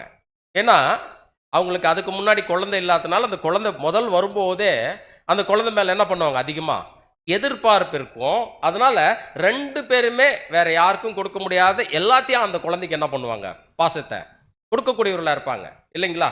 அப்போ இந்த முதல் பேரு அப்படின்னாலே அது விரும்பத்தக்கதான், ரொம்ப விரும்பத்தக்கதான விஷயம்தான் அப்படின்னு சொல்லிட்டு பார்க்கிறோம். அப்போ இந்த முதலாம் உயிர்த்தெழுதலுக்கு பங்குள்ளவன் அப்படின்னக்கூடிய இந்த முதல் பேரு, அதை முதல் சபையாக தேவனால் அழைக்கப்பட்டு தெரிந்து கொள்ளப்பட்டு உண்மையுள்ள அந்த சபையாக மாறக்கூடிய அந்த முதல் பேரை தேவனே ரொம்ப விரும்புகிறார். தேவனே என்ன பண்ணுறாருங்க, ரொம்ப விரும்பக்கூடியவராக இருக்கிறார் அப்படின்னு சொல்லிட்டு பார்க்குறோம். அப்போது இதே மாதிரி பார்த்தீங்கன்னாக்கா மிக முக்கியமாக அந்த முதல் ஊமை அப்படின்னக்கூடிய விஷயங்கள் பார்த்தீங்கன்னாக்கா மத்தேயு 13வது அதிகாரத்தில் முதல் ஊமையில் விதைக்கிறதுக்காக என்ன பண்ணுறான், ஒரு மனுஷன் போகிறார். அது வழி அருகே கொஞ்சம் விழுது, கற்பாறையில் விழுது, நல்ல நிலத்தில் விழுது, அதுக்கடுத்து முள்ளுள்ள இடங்களில் விதைக்கக்கூடியதாக இருக்குது இல்லைங்களா? சரி, அதெல்லாம் ஒரு பக்கம் இருந்தாலும் நம்ம பார்த்துட்டு இருந்தால் நேரம் ஆகிடும் இல்லைங்களா? ஆனால் இந்த இடத்துல நமக்கு சொல்லப்பட்டிருக்கக்கூடிய இந்த காரியங்களை குறித்து நம்ம பார்க்கும்போது பார்த்தீங்கன்னாக்கா மிக முக்கியமாக அந்த இடத்துல நம்ம கவனிக்கும்போது என்ன விஷயத்தை நம்ம பார்க்குறோம் அப்படின்னா, அந்த விழுந்த அந்த விதையாகப்பட்டது நல்ல நிலத்தில் விழுந்தது எப்படிலாம் அது கனி கொடுக்கக்கூடியதாக இருக்கும், 30, 60, 100. அப்போ இந்த முதற் பலன் அப்படின்னக்கூடிய இந்த விஷயங்கள் நம்ம பார்க்கும்போது பார்த்தீங்கன்னாக்கா விரும்பத்தக்கதான அந்த காரியங்கள் அந்த அளவிற்கு முதற் பலனாக அங்கே கனி கொடுக்கக்கூடியதாக இருக்குது அப்படின்றத நம்ம புரிந்து கொள்ள வேண்டியது அவசியமாக இருக்குது. இதுதான் வந்து பார்த்தீங்கன்னா முதல் சபையினுடைய ஒரு சுருக்கம். இது ரொம்ப விளக்கமாலாம் சொல்லிட்டு இருக்கிறதுக்கெல்லாம் நேரம் பத்தாது. இப்போ 2வது சபை அப்படின்னு சொல்லிட்டு நம்ம பார்க்குறோம். 2வது சபை அப்படின்னாக்கா இப்போ எத்தனாவது குமாரத்தி வரணும்? முதல் குமாரத்தி தான் வரணும். நல்லா ஞாபகம் வச்சுக்கோங்க. ஏன்னா அவருடைய தகப்பனை என்ன பண்ணிட்டோம், முதல் சபைக்கு பார்த்துட்டோம் இல்லைங்களா? இப்போ முதல் குமாரத்தி தான் வர வேண்டியதா இருக்கு. அப்போ மக்லால் அப்படின்னு சொல்லிட்டு பார்க்கிறோம். மக்லால்னா என்ன அர்த்தம் அப்படின்னு சொல்லிட்டு பார்த்தீங்கன்னாக்கா நோய். மக்லால்னா என்னங்க, நோய் அப்படின்னு சொல்லிட்டு பார்க்கிறோம். அப்போ சிமர்னான் என்னங்க, கசப்பு அப்படின்ன கூடிய ஒரு விஷயம் நம்ம பார்க்கக்கூடியவர்களா இருக்கிறோம். அப்ப சிம்ர்னா அப்படின்னா கசப்பு அப்படின்னு சொல்லி நம்ம பார்க்கும்போது நம்ம கவனிச்சு பார்த்தோம்னாக்கா, இந்த சிமர்னா சபையினுடைய காலப்பகுதியில ஒரு கசப்பான அனுபவங்கள் நடந்தது. அதாவது வந்து பார்த்தீங்கன்னாக்கா, ஒரு முக்கியமா நமக்கு வந்து இந்த ரோம சக்கரவர்த்தியா இருந்த டயக்ளேசன் அப்படின்ன கூடியவர் கிபி 303 இருந்து 313 வரைக்கும் வந்து பார்த்தீங்கன்னாக்கா, எப்படிப்பட்டதான ஒரு உபத்திரவத்தை கொண்டு வந்திருந்தார் அப்படின்னா, இந்த கிறிஸ்துவ ஏற்றுக்கொண்டு அங்க நடக்கக்கூடிய எல்லாரையும் மிகப்பெரிய கடுமையா துன்பப்படுத்தி இருக்கிறார். யார் வரத்துக்கு முன்னாடி வரைக்கும் போப் இல்ல. இந்த டயக்ளேசனுடைய ஒருத்தர் இருக்கிறார் தம்பி. யாருங்க? கான்ஸ்டன்டைன். கான்ஸ்டன்டைன் ராஜா கிறிஸ்துவத்தை ஏற்றுக்கொள்றதுக்கு முன்னாடி இந்த டயக்ளேசன் அப்படின்ன கூடியவர் என்ன பண்ணியிருந்தார்னாக்கா, 303 இருந்து 313 வரைக்கும் என்ன பண்ணியிருந்தார்னாக்கா, அவர் வந்து அந்த மிக முக்கியமா நம்ம கவனிச்சு பார்த்தோம்னாக்கா, வெளிப்படுத்தல் 2வது அதிகாரம் 10ஆம் வசனத்துல 10 நாள் உபத்திரவப்படுவீர்கள், ஆனாலும் மரணம் பரியந்தம் என்ன பண்ணுங்க, உண்மையாயிரு என்று சொல்லப்பட்ட அந்த வசனத்தின்படி 10 நாள் என்பது தீர்க்க தரிசனத்துல நம்ம எத்தனை வருஷத்தை சேர்க்கணும்? 10 வருஷம். அப்ப அந்த 10 வருடம் என்பது மிக விசேஷித்த ஒரு உபத்திரவ காலமாக அங்கு கொடுக்கப்பட்டிருந்தது அப்படின்னு சொல்லிட்டு நம்ம பார்க்கக்கூடியவர்களா இருக்கும். அதோடு கூட இந்த 2வது நூற்றாண்டினுடைய முடிவு, 3வது நூற்றாண்டினுடைய ஆரம்ப கால பகுதியில் இந்த 2வது ஊமை அப்படின்ட்டு சொல்லக்கூடிய இந்த ஊமை எப்படி வந்து அங்க பொருந்தக்கூடியதா இருந்தது அப்படின்னு சொல்லிட்டு பார்த்தீங்கன்னாக்கா, நல்ல விதையை விதைத்தது அப்படின்னு சொல்லிட்டு ஒரு ஊமை ஒன்று இருக்குது இல்லைங்களா? அந்த நல்ல விதையை விதைத்தது யாருங்க? மனுஷகுமாரன் இல்லைங்களா? மனுஷகுமாரன். அப்ப நல்ல விதையை விதைத்து மனுஷகுமாரன் அப்படின்னாக்கா, அப்போ அந்த விதைகள் வெளியே வரும்போது பார்த்தீங்கன்னாக்கா, அதுல என்ன காணப்படுது? களைகளும் காணப்படுது அப்படின்னா, மனுஷர் நித்திரை பண்ணுகையில் அப்படின்னு கூடிய விஷயம் பார்க்கிறோம். அப்ப இதெல்லாம் எந்த காலப்பகுதி அப்படின்னா, அப்போஸ்தலர்களுடைய மரணத்துக்கு பிற்பாடு அதன் மத்தியில் என்ன இருக்கக்கூடியதா இருக்குது அப்படின்னு சொல்லிட்டு பார்த்தீங்கன்னாக்கா, அங்கே களைகள் வந்துருச்சு. அந்த களைகளையும் கோதுமையும் என்ன பண்ணிடாத, நீ தனியா பிரிக்காத, அறுப்பு மட்டும் வளர விடு அப்படின்னார். அப்ப இந்த கசப்பான அனுபவங்கள் மத்தியில் இந்த டயோக்ளீசன் அப்படின்னக்கூடிய இந்த ராஜாவுக்கு அடுத்து யார் வந்தார் அப்படின்னு சொல்லி நம்ம பார்க்கும்போது பார்த்தீங்கன்னாக்கா, கான்ஸ்டன்டைன். இவர் வந்த காலப்பகுதியில் தான் படிப்படியா படிப்படியா படிப்படியா தப்பறைகள் உள்ள நுழைஞ்சு பல நூற்றாண்டுகள் என்ன பண்ணாங்க, கிட்டத்தட்ட இவங்க அது வந்து கிபி 300வது வருஷத்திலே உங்க உள்ள வந்திருந்தாலும் கூட 1799 வரைக்கும் அநியாயம் தான் பண்ணிட்டு இருந்தாங்க. 1799 வரைக்கும் என்ன பண்ணிட்டு இருந்தாங்க? அநியாயம் தான் பண்ணிட்டு இருந்தாங்க.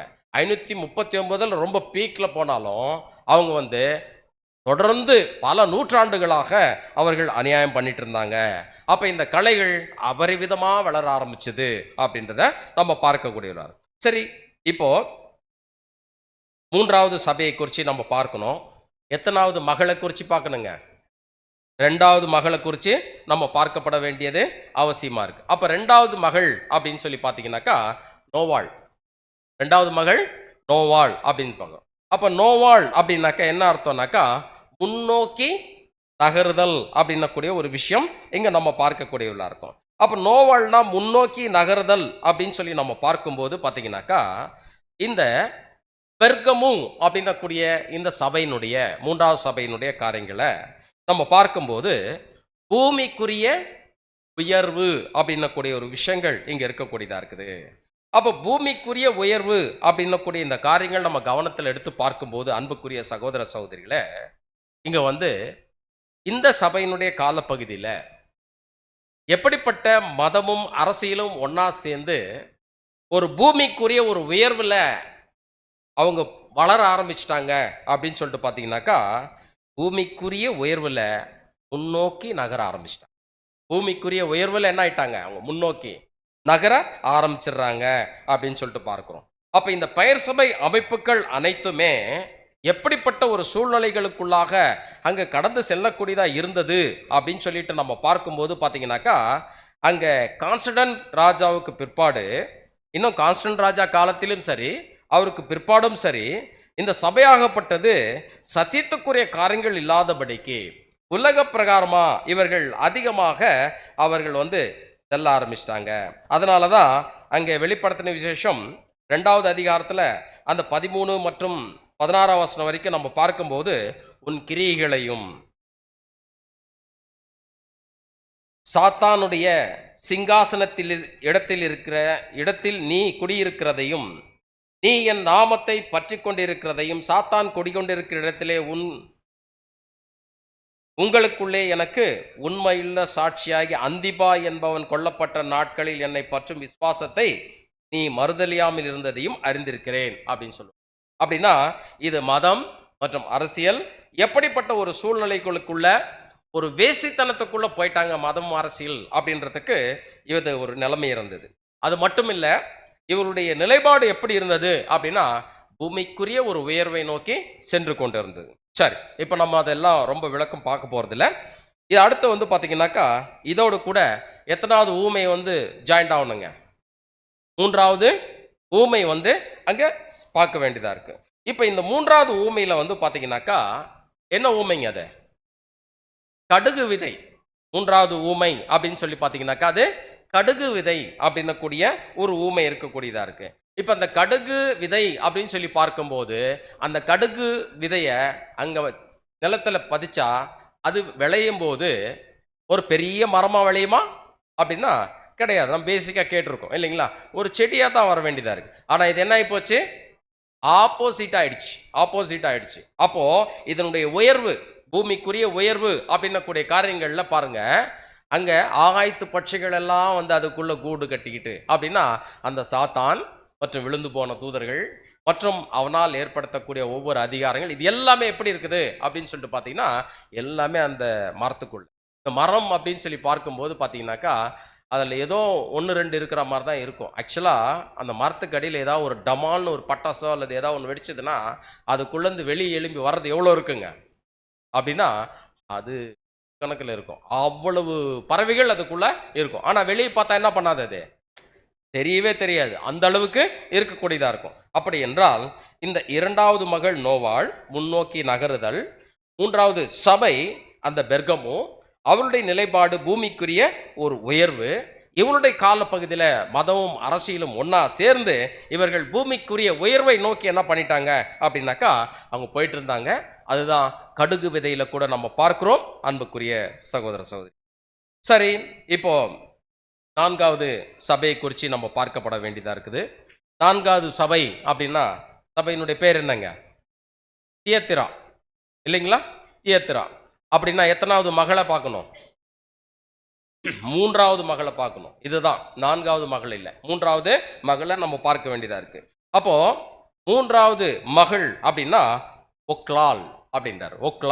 ஒக்லால் அப்படின்னா விருந்து தளர்ந்து விட்டது அப்படின்னு அர்த்தமா. விருந்து தளர்ந்து விட்டது அப்படின்றார். தியத்திரா அப்படின்னா சுகந்த வாசனை அப்படின்னக்கூடிய விஷயங்கள் நம்ம பார்க்கக்கூடியவர்களார். அப்படின்னா இந்த பகுதியில் நம்ம கவனித்து பார்க்கும்போது இந்த ஒக்லால் அப்படின்னா விருந்து என்ன ஆகி போச்சுன்னா தளர்ந்துருச்சு.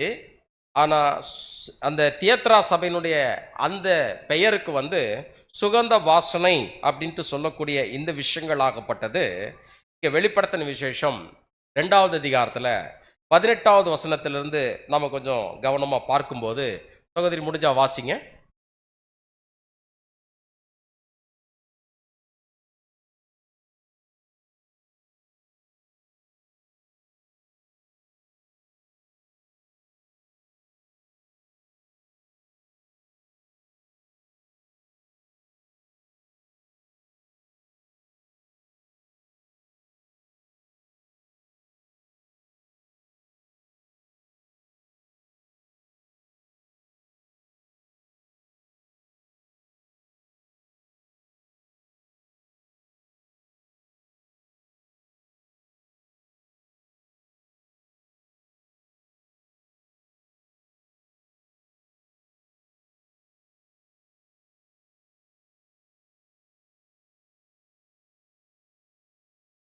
போதும். அப்ப இந்த இடத்துல என்ன மாதிரி ஒரு விஷயத்தை ரொம்ப அழகா சொல்றாருனாக்கா, ஒரு விபச்சாரமான ஒரு காரியங்களை குறித்து அங்க பேசிட்டு இருக்கிறார்.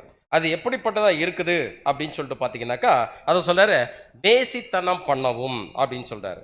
ஆரம்பத்தில் சொல்லும்போது பார்த்தீங்கன்னாக்கா, எப்படிப்பட்ட ஒரு விஷயங்கள் இருக்குன்னா, உன் கிரியைகளையும் உன் அன்பையும் உன் ஊழியத்தையும் உன் விசுவாசத்தையும் உன் பொறுமையெல்லாம் என்ன பண்ணியிருக்கேன் நான் இருக்கு. ஆனால் இது என்ன ஆகிப்போச்சுனாக்கா, இந்த விருந்து கண்டினியூவா இல்லை, தளர்ந்து போச்சு. இந்த விருந்து என்ன ஆகி போச்சு, ஆரம்பத்தில் இருந்த அந்த விருந்து அப்படியே படிப்படியாக என்ன ஆகி போச்சுங்க, குறைஞ்சி போச்சு அப்படின்னு சொல்லிட்டு பார்க்கிறோம். அப்போ சுகந்த வாசனையாக இருந்த இந்த விருந்து எப்படி ஆகிப்போச்சு அப்படின்னாக்கா, அங்கே குறைஞ்சிக்கிட்டே வரக்கூடியதாக இருக்குது. இந்த காலப்பகுதியில் தான் நம்ம பார்க்கும்போது மகாபரிசுத்தமான விசுவாசத்துக்கு விரோதமாக நிறைய தவறுகள் உள்ள வர ஆரம்பிச்சுது. மகாபரிசுத்தமான விசுவாசத்துக்கு விரோதமாக நிறைய தவறுகள் உள்ள வர ஆரம்பிச்சது. இதுதான் நம்ம ஊமையில் கூட நம்ம பார்க்கும்போது பார்த்தீங்கன்னாக்கா, இந்த பரலோக ராஜ்யம் எதற்கு ஒப்பா இருக்குதுன்னு சொல்லி பேசுறாரு, புளித்த மாவுக்கு ஒப்பாய் இருக்குது அப்படின்னு சொல்லிட்டு 4வது ஊமையில சொல்லப்பட்டிருக்குது. அப்ப தப்பறையான உபதேசங்கள் என்ன ஆகி போச்சுன்னா உள்ள வர ஆரம்பிச்சது அப்படின்றத இந்த இடத்துல பார்க்கிறோம். அப்ப இந்த ஒக்லாலனா விருந்து தளர்ந்து விட்டது, தேத்திரனா சுகந்த வாசனை. ஆனா இந்த சுகந்த வாசனை தொடர்ந்து இருந்ததானா இல்லை.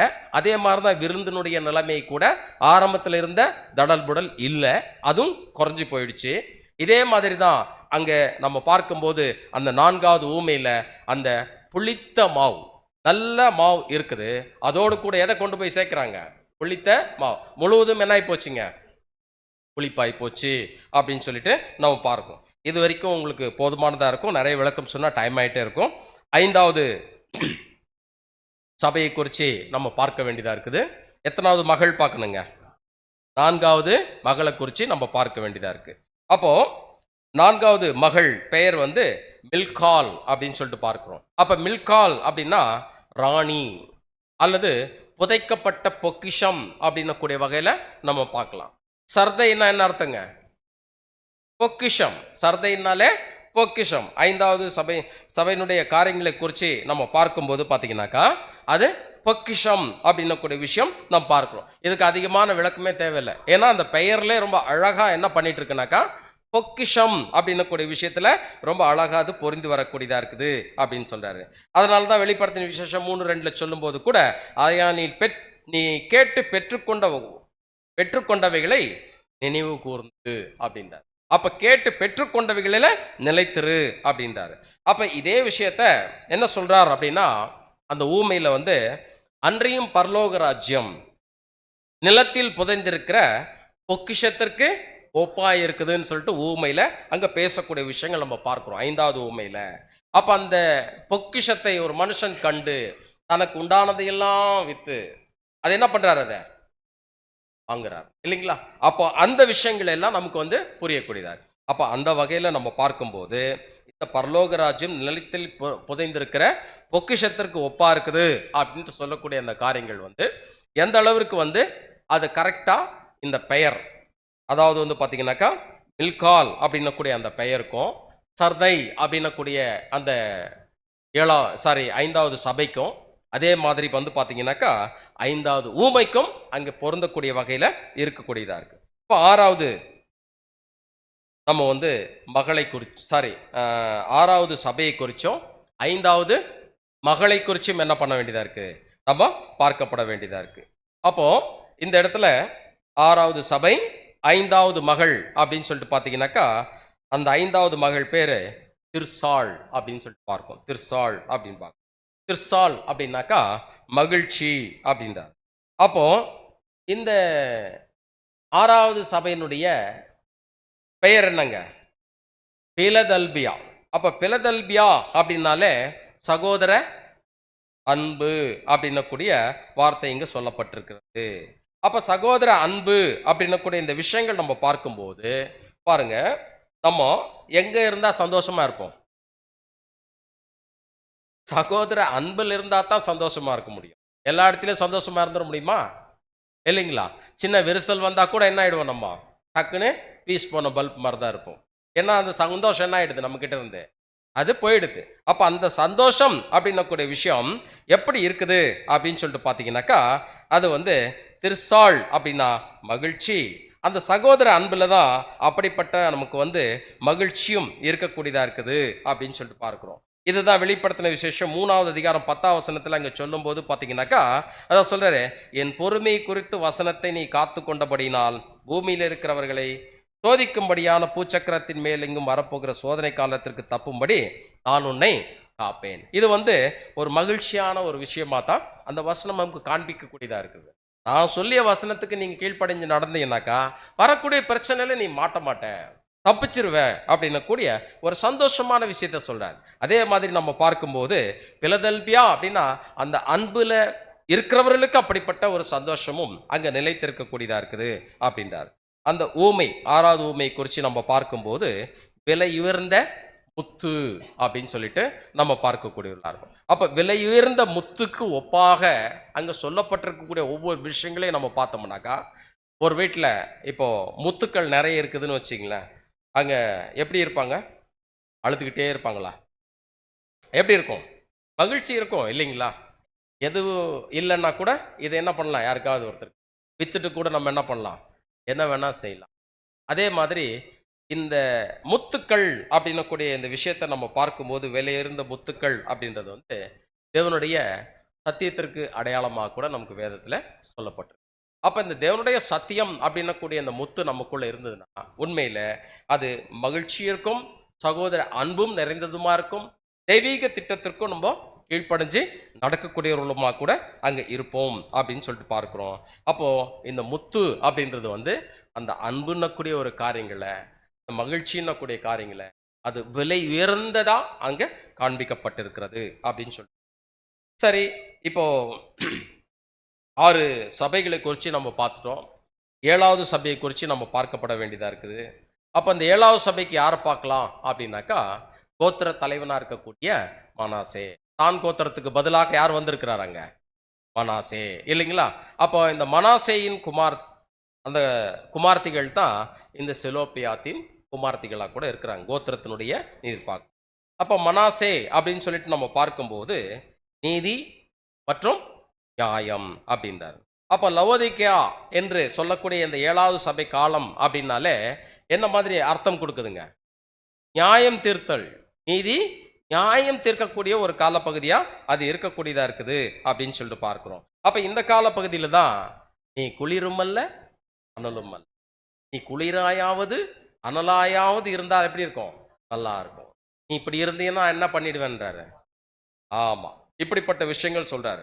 அப்ப இந்த காலப்பகுதியில் இருக்கக்கூடிய தேவன் கரெக்டா நீதியா ஒரு விஷயத்த கொண்டு வர போறார். அதனால நம்ம ஒன்று என்ன பண்ணணும் அப்படின்னா, அனலா இருக்கிறது தேவனுக்கு பெரியமா இருக்குமே ஒழிய அதைத்தான் நம்ம செய்ய வேண்டியதா இருக்குது அப்படின்றார். அப்ப நாம் இன்று கடைசி கால பாதாங்கங்களா இருக்கிறோம். இந்த கடைசி கால பாதாங்கங்களா இருக்கும்போது அங்க அனலா தான் இருக்க வேண்டியதா இருக்குது. இதை 7வது ஓமையில சொல்லும்போது மீன் வலைக்கு ஒப்பா இருக்குது அப்படின்றார். அப்போ அந்த மீன் வலையை அங்கே கடல்ல போடும்போது பார்த்தீங்கன்னா நல்லது கெட்டது ஆகாது எல்லாம் தான் என்ன பண்ணிகிட்டே இருக்கும், வரக்கூடியதாக இருக்கும். அப்போ அதில் எதை மட்டும் எடுத்துக்கொள்ளக்கூடியவராக இருக்கிறாரு அப்படின்னா, எதெல்லாம் நல்லதோ அதை மட்டும் எடுத்துக்கொள்ளக்கூடிய. அப்போ தேவனுடைய பிள்ளைகளாக இருக்கக்கூடிய நம்ம யார் அனலாக இருக்கக்கூடியவர்களாக தெய்வீக சத்தியத்திற்கு கீழ்ப்படியக்கூடியவர்களாக இருக்கிறோமோ அவங்கள தான் என்ன பண்ணுறாங்க, எடுத்துக்கொள்ள. அப்போ இந்த மனாசையினுடைய குமார்த்திகளுடைய இந்த பெயர்களுக்கு இருக்கக்கூடிய அர்த்தத்தை அந்த வெளிப்படுத்தின விசேஷத்தில் நம்ம பொருத்தி பார்க்கக்கூடியவர்களாக இருந்தோம் அப்படின்னு சொல்லிட்டு பார்க்குறோம். ஒரு வசனம் ஒன்று வாசிக்கலாம். ஆதியாகமம். சரி, இப்போ அந்த பெயர்களுடைய லிஸ்ட் பார்த்தோம். செலோப்பியாத் அப்படின்னா முதல் பேரு, மக்லால்னா நோய், நோயால் நோவாள் அப்படின்னா முன்னோக்கி நகருதல். அதே மாதிரி ஒக்லால் அப்படின்னா விழுந்துன்னு எழுதியிருக்கிறாங்க, தப்பாக போட்டிருக்காங்க, விருந்து தளர்ந்து விட்டது. மிக்லால் அப்படின்னா ராணி அல்லது புதைக்கப்பட்ட பொக்கிஷம். திர்சால் அப்படின்னா மகிழ்ச்சி. மனாசையின் குமார்த்தி அப்படின்னா அங்கே நீதி மற்றும் நியாயத்தை அடையாளப்படுத்த. ஆதியாகமம் 49வது அதிகாரம் 10வது வசனம் கொஞ்சம் வாசிங்க.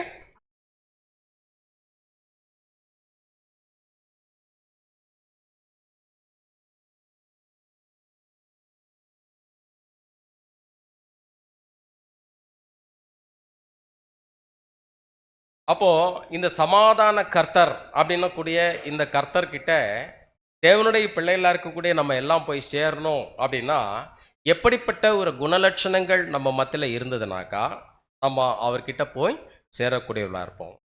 அது மட்டும் இல்லை, அவன் பாதங்களை விட்டு ஒளிவதும் இல்லை, ஜனங்கள் அவரிடத்துல என்ன பண்ணுவாங்க, சேரக்கூடியவர்களா இருப்பாங்க அப்படின்றார். அப்ப இந்த சமாதான கர்த்தர் வருமளவும் அங்கே செங்கோல் யூதாவை விட்டு நீங்குவதில்லை அப்படின்னு சொல்லி சொல்லும்போது, இப்போ அந்த செங்கோல்ல கூட பங்கு யார் கொடுக்க போறாருங்க? யார் கொடுக்க போறாருங்க? தேவனுடைய பிள்ளைகளா இருக்கக்கூடிய நமக்கு வாய்ப்பு கொடுக்கிறார் அப்படின்னு சொல்லி. ஏன்னா அவருடைய சிங்காசனத்தில் அவரோடு கூட உட்கார்ந்து என்ன பண்ண போறோம்? ஆளுகை செய்ய போறோம் இல்லைங்களா? அது எப்படித்தான் செய்ய போறோம் அப்படின்னா, கர்த்தர் இயேசு சொல்ற மாதிரி தான் நம்ம செய்வோம். கர்த்தர் இயேசு எப்படி செய்வார் அப்படின்னா, பிதாவுனுடைய சித்தத்தின்படி செய்யக்கூடியவரா இருப்பார் அப்படின்னு சொல்லி. அப்போ அப்படிப்பட்ட ஒரு வாய்ப்பை நமக்கு வந்து தேவன் என்ன பண்றாருன்னா அங்க கொடுக்கக்கூடியவரா இருக்கிறாரு. இப்ப எபேசியர் 1:14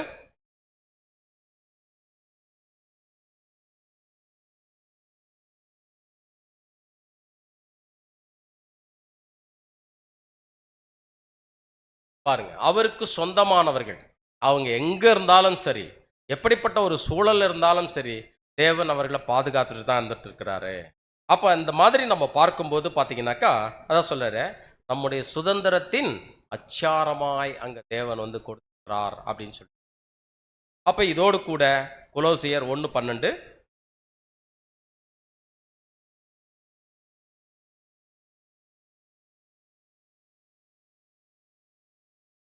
பாருங்க. இந்த ஒளியில் உள்ள பரிசுத்தவான்களுடைய சுதந்திரத்துல பங்கடைவதற்கு நமக்கு என்ன பண்ணியிருக்காருன்னா, தேவன் கர்த்தரேசு மூலமாக தகுதியுள்ளவரா ஆக்கியிருக்கிறார் அப்படின்னக்கூடிய விஷயங்கள் நம்ம பார்க்கக்கூடியது.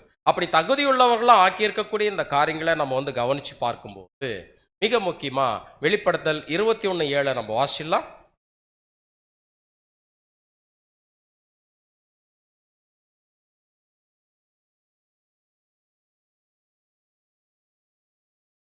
பாருங்க. அப்போ தேவனுடைய பிள்ளைகளா இருக்கக்கூடிய நம்ம எல்லாருமே செலோப்பியாத்தின் குமார்த்திகள் மாதிரி கவனமா தேவனுடைய சத்தியத்தை ஆராய்ந்து தெய்வீக சத்தத்துக்கும் சத்தியத்திற்கும் கீழ்ப்படைந்தவர்களா இருந்து நமக்கு என்ன ஆசீர்வாதங்கள் பெற வேண்டியதா இருக்குதோ அதை நம்ம என்ன பண்ணணும், சரியான இடத்துல கேட்டு நம்ம பெற்றுக்கொள்ளலாம். ஏன்னா நம்மில் எந்த வகையிலாவது குறையா இருக்கிறவங்களை என்ன பண்ண சொல்லியிருக்கிறாருங்க யாக்கோபில் நம்ம வாசிக்கும் போது, சம்பூர்ணமாய் கொடுக்கிற தேவனிடத்தில் கேட்க கடவன்றாங்க. இப்போ மோசே இந்த காரியங்களை தேவன்கிட்ட போய் கேட்டப்போ அந்த பெண்கள் கேட்கறது நியாயமான விஷயம்தான் சொல்லி என்ன பண்ணியிருக்கிறாரு அங்கே கொடுத்துருக்கிறார் இல்லைங்களா?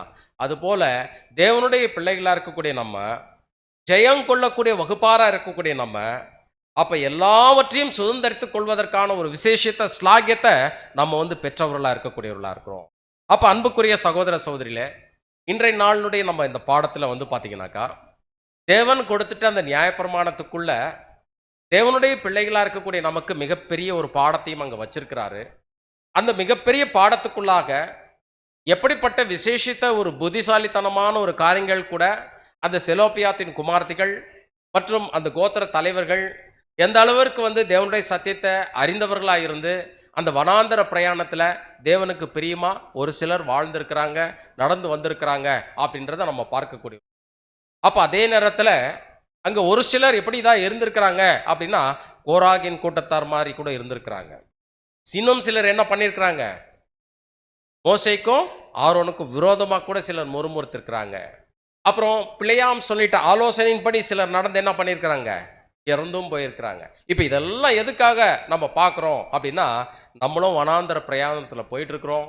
நம்மக்கிட்ட தேவன் என்ன எதிர்பார்க்கக்கூடியவராக இருக்கிறாரு, நம்மக்கிட்ட என்ன கேரக்டர் நமக்கு வந்து டெவலப் பண்ண வேண்டியதாக இருக்குது, எந்த விஷயங்கள் நம்ம இடத்துல இருந்து விட்டு கொடுக்க வேண்டியதாக இருக்கிறது, எதெல்லாம் நம்ம மத்தியில் சேர்க்கப்பட வேண்டியதாக இருக்குது அப்படின்றத சிந்தித்து செயல்படக்கூடிய தேவனுடைய பிள்ளைகளாக நம்ம காணப்பட வேண்டியது அவசியமாக இருக்குது அப்படின்றத இந்த இடத்துல பார்க்குறோம். அதே போல் மோசே அந்த இடத்துல தனக்கு தெரியாத விஷயத்தை என்ன பண்ணிக்கவே இல்லைங்க, இப்படி செஞ்சிருங்க அப்படி செஞ்சிருங்கன்ட்டு ஆலோசனை சொல்ல. ஏன்னா இவர் சொன்னால் என்ன பண்ணுவாங்க, அவங்க கேட்க தான் செய்வாங்க. ஒரு உதாரணத்துக்கு ஒரு விஷயத்தை சொல்கிற பாருங்க. கண்மலையை பார்த்து என்ன பண்ணாரு, ஒரு வாட்டி அடிக்க சொன்னார், அடுத்த முறை பேச சொன்னார். அடிச்சிட்டாரா? தண்ணி வராம இருந்திருந்தா அவர் தப்பு செஞ்சத கூட தண்டிச்சிருக்குது மாத்திருக்க முடியுமா? முடியாதுங்களா? ஆனா என்ன பண்றாரு தேவன்? அவர் செஞ்ச தப்பா இருந்தாலும் கூட, தண்ணிய ஜனங்களுக்கு குடுத்துட்டாரு இல்லைங்களா? தண்ணி என்ன பண்ணிட்டாரு? ஜனங்களுக்கு குடுத்துட்டாரு இல்லைங்களா? ஆனா தண்டனை யாருக்கு போயிடுச்சு? இத கொஞ்சம் ஞாபகத்துல வச்சுக்கொள்ளணும். தேவனுடைய பிள்ளைகளா இருக்கக்கூடிய நம்மளும் கூட, சரியான பாதையில சென்று கொண்டிருந்தாலும், நம்ம மூலமா யாருக்கு என்ன விஷயங்கள் போணுமோ, அது போயிட்டே தான் இருக்கும். ஆனா நம்ம என்ன ஆகுறோம்? அப்படின்றது தான் ரொம்ப முக்கியமான விஷயம்.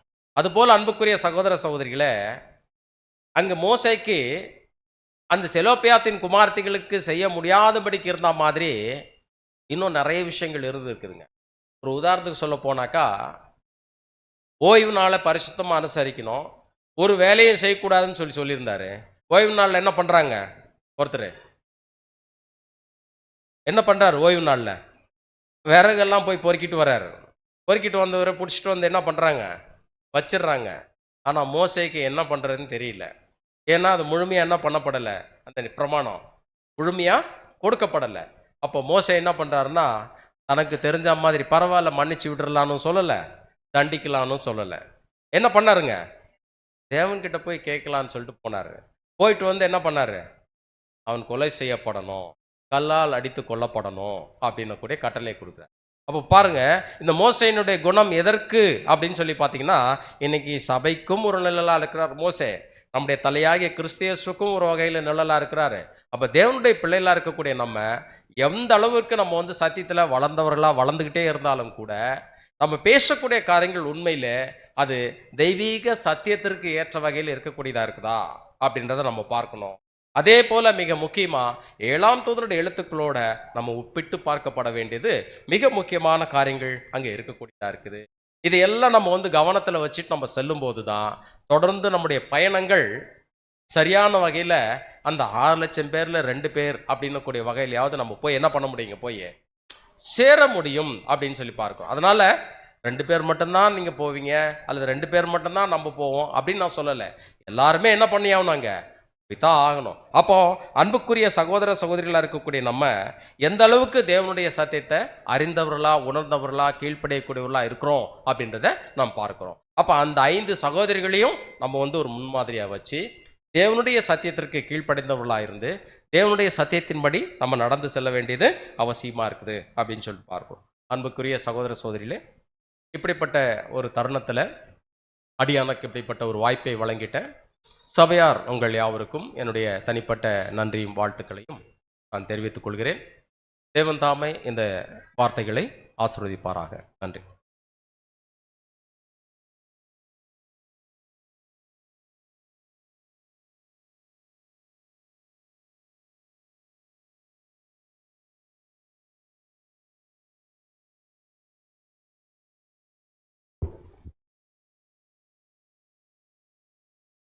அன்பான சகோதர சகோதரிகளே, இந்த ஒரு நாளில் கூட நம்மளை ஒரு குடும்பமாக ஒன்று கூட்டி, இந்த ஒரு நேரத்திலும் இந்த ஒரு 2ஆம் செஷன்லயும் ஒரு அருமையான ஒரு பாடத்தை கொடுத்த நம்மளுடைய பிதாவாகிய தேவனுக்கு, அவருடைய குமாரர் மூலியமாக நாம் நன்றிகளையும், ஸ்தோத்திரங்களையும் எடுத்துக்கொள்வோம். தூதை அருமையாக நம்மளுக்கு பகிர்ந்து கொடுத்த நம்மளுடைய அன்பு சகோதரருக்கும் கிறிஸ்துவுக்குள்ளான அன்பின் வாழ்த்துக்களை நாம் தெரிவித்துக் கொள்வோம்.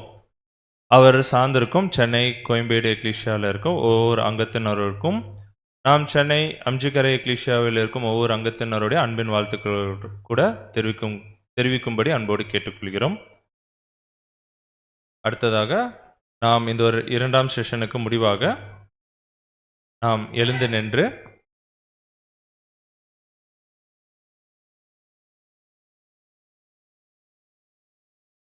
பாடல் எண் 85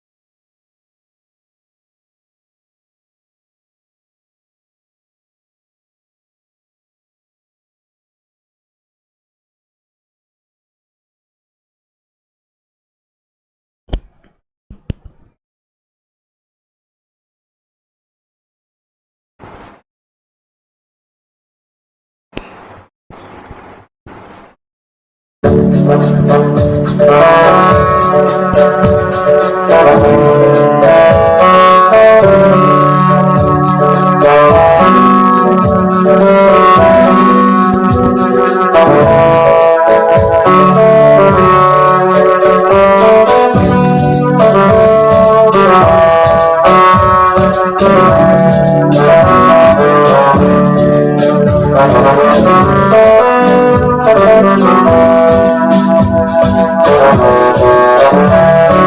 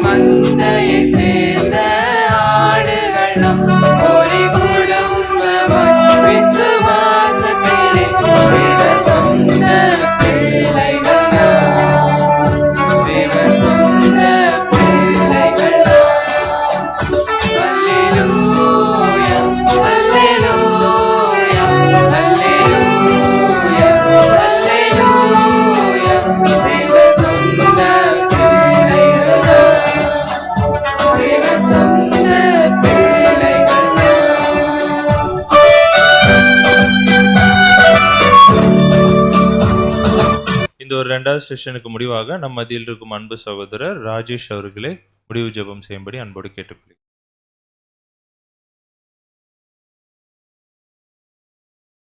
ஜெபிப்போம். ஒருவரும் சேரக்கூடாத ஒளியில் வாசம் செய்கிற எங்கள் அன்பின் பரலோக தகப்பனே, தேவரீர் இந்த மத்தியான விளக்கை நன்றிகளும் சோதனைகளும் இந்த குமாரனாக இயேசு கிறிஸ்து நம்ம ஏறெடுக்கிறோம் தகப்பனே. இதோ தகப்பனே, சகோதர சகோதரர்களாக முகமுகமாய் பார்ப்பதற்கு எங்களுடைய அன்பை நாங்கள் பரிமாறிக்கொள்வதற்கு இந்த ஒரு நல்ல ஒரு நேரத்தை ஏற்படுத்தி கொடுத்ததற்காக நன்றிகளையும் சோதனைகளை ஏறெடுக்கிறோம் ராஜா. இந்த நாளிலும் கூட தகப்பனே எங்களுக்கு ஆசீர்வாதமாக்கப்பட்ட தகப்பனே, இந்த நாளிலும் 2 சத்திய பாடங்களை எங்களுக்கு கொடுத்ததற்காக நன்றி செலுத்துகிறோம். தேவரே, நாங்கள் சத்தியத்தை கேட்பது மாத்திரமல்ல, அதன்படி நடக்கிற பிள்ளைகளாக இருக்க நீர் எங்களுக்கு உதவி செய்யும் நம்ம ஜெபிக்கிறோம். கேட்ட சத்தியத்தை எங்கள் இருதயத்துக்குள் வைத்து தகப்பனை ஒவ்வொரு நாளும் அதன்படி நடக்கிற பிள்ளைகளாக இருக்க நீர் உதவி செய்யும் நம்ம ஜெபிக்கிறோம். தகப்பனை, உலகத்திலிருந்து எங்களை மீட்டெடுத்து உங்களுடைய சத்திய பாடங்களை எங்களுக்கு கொடுத்து வருகிற அதற்காக நன்றி செலுத்துகிறோம். எப்படியாவது உங்களுடைய குமாரருக்கு மனவாட்டிகளாக நாங்கள் மாறும்படியாக நாங்கள் ஒவ்வொரு நாளும் உங்களுடைய குமாரரை போல நாங்கள் வாழ்ந்து எப்படியாவது அந்த பரலோக ராஜ்யத்தை நாங்கள் வாய்ப்பை பெற்றுக்கொள்ள நீர் எங்களுக்கு தகுதிப்படுத்த வேண்டுமாய் முதல் கெஞ்ச மன்றாடுகிறோம். ஒவ்வொரு நாளும் நாங்கள் சகோதர அன்பிலும் சத்தியத்திலும் நிலைத்திருந்து நீர் விரும்புகிறபடி தகப்பனே நாங்கள் ஜெயங்குளர்களாக இருந்து அந்த இடத்துல வந்து சேர நீர் உதவி செய்யணும் ஜெபிக்கிறோம். தொடர்ந்து இருக்கின்ற நேரங்களையும் காலம் கரத்தில் தாழ்த்துகிறோம். நீரை முழுவதுமாய் பொருட்படுத்திக் கொண்டு எங்களை வழிநடத்த வேண்டுமாய் எங்கள் ரட்சகரும் மீட்புறம் ஜீவாதிபதியும் கண்மலை ராஜாவும் 10,000 பேர்கள் சிறந்தவருமாய் இருக்கிற இயேசு கிறிஸ்துவின் புண்ணிய நாமத்தினால் இந்த சிறு ஜெபத்தை மிகுந்த மனத்தாழ்மையுடன் உடைய பாதத்தில் சமர்ப்பிக்கிற எங்கள் பரலோக பிதாவே, ஆமென்.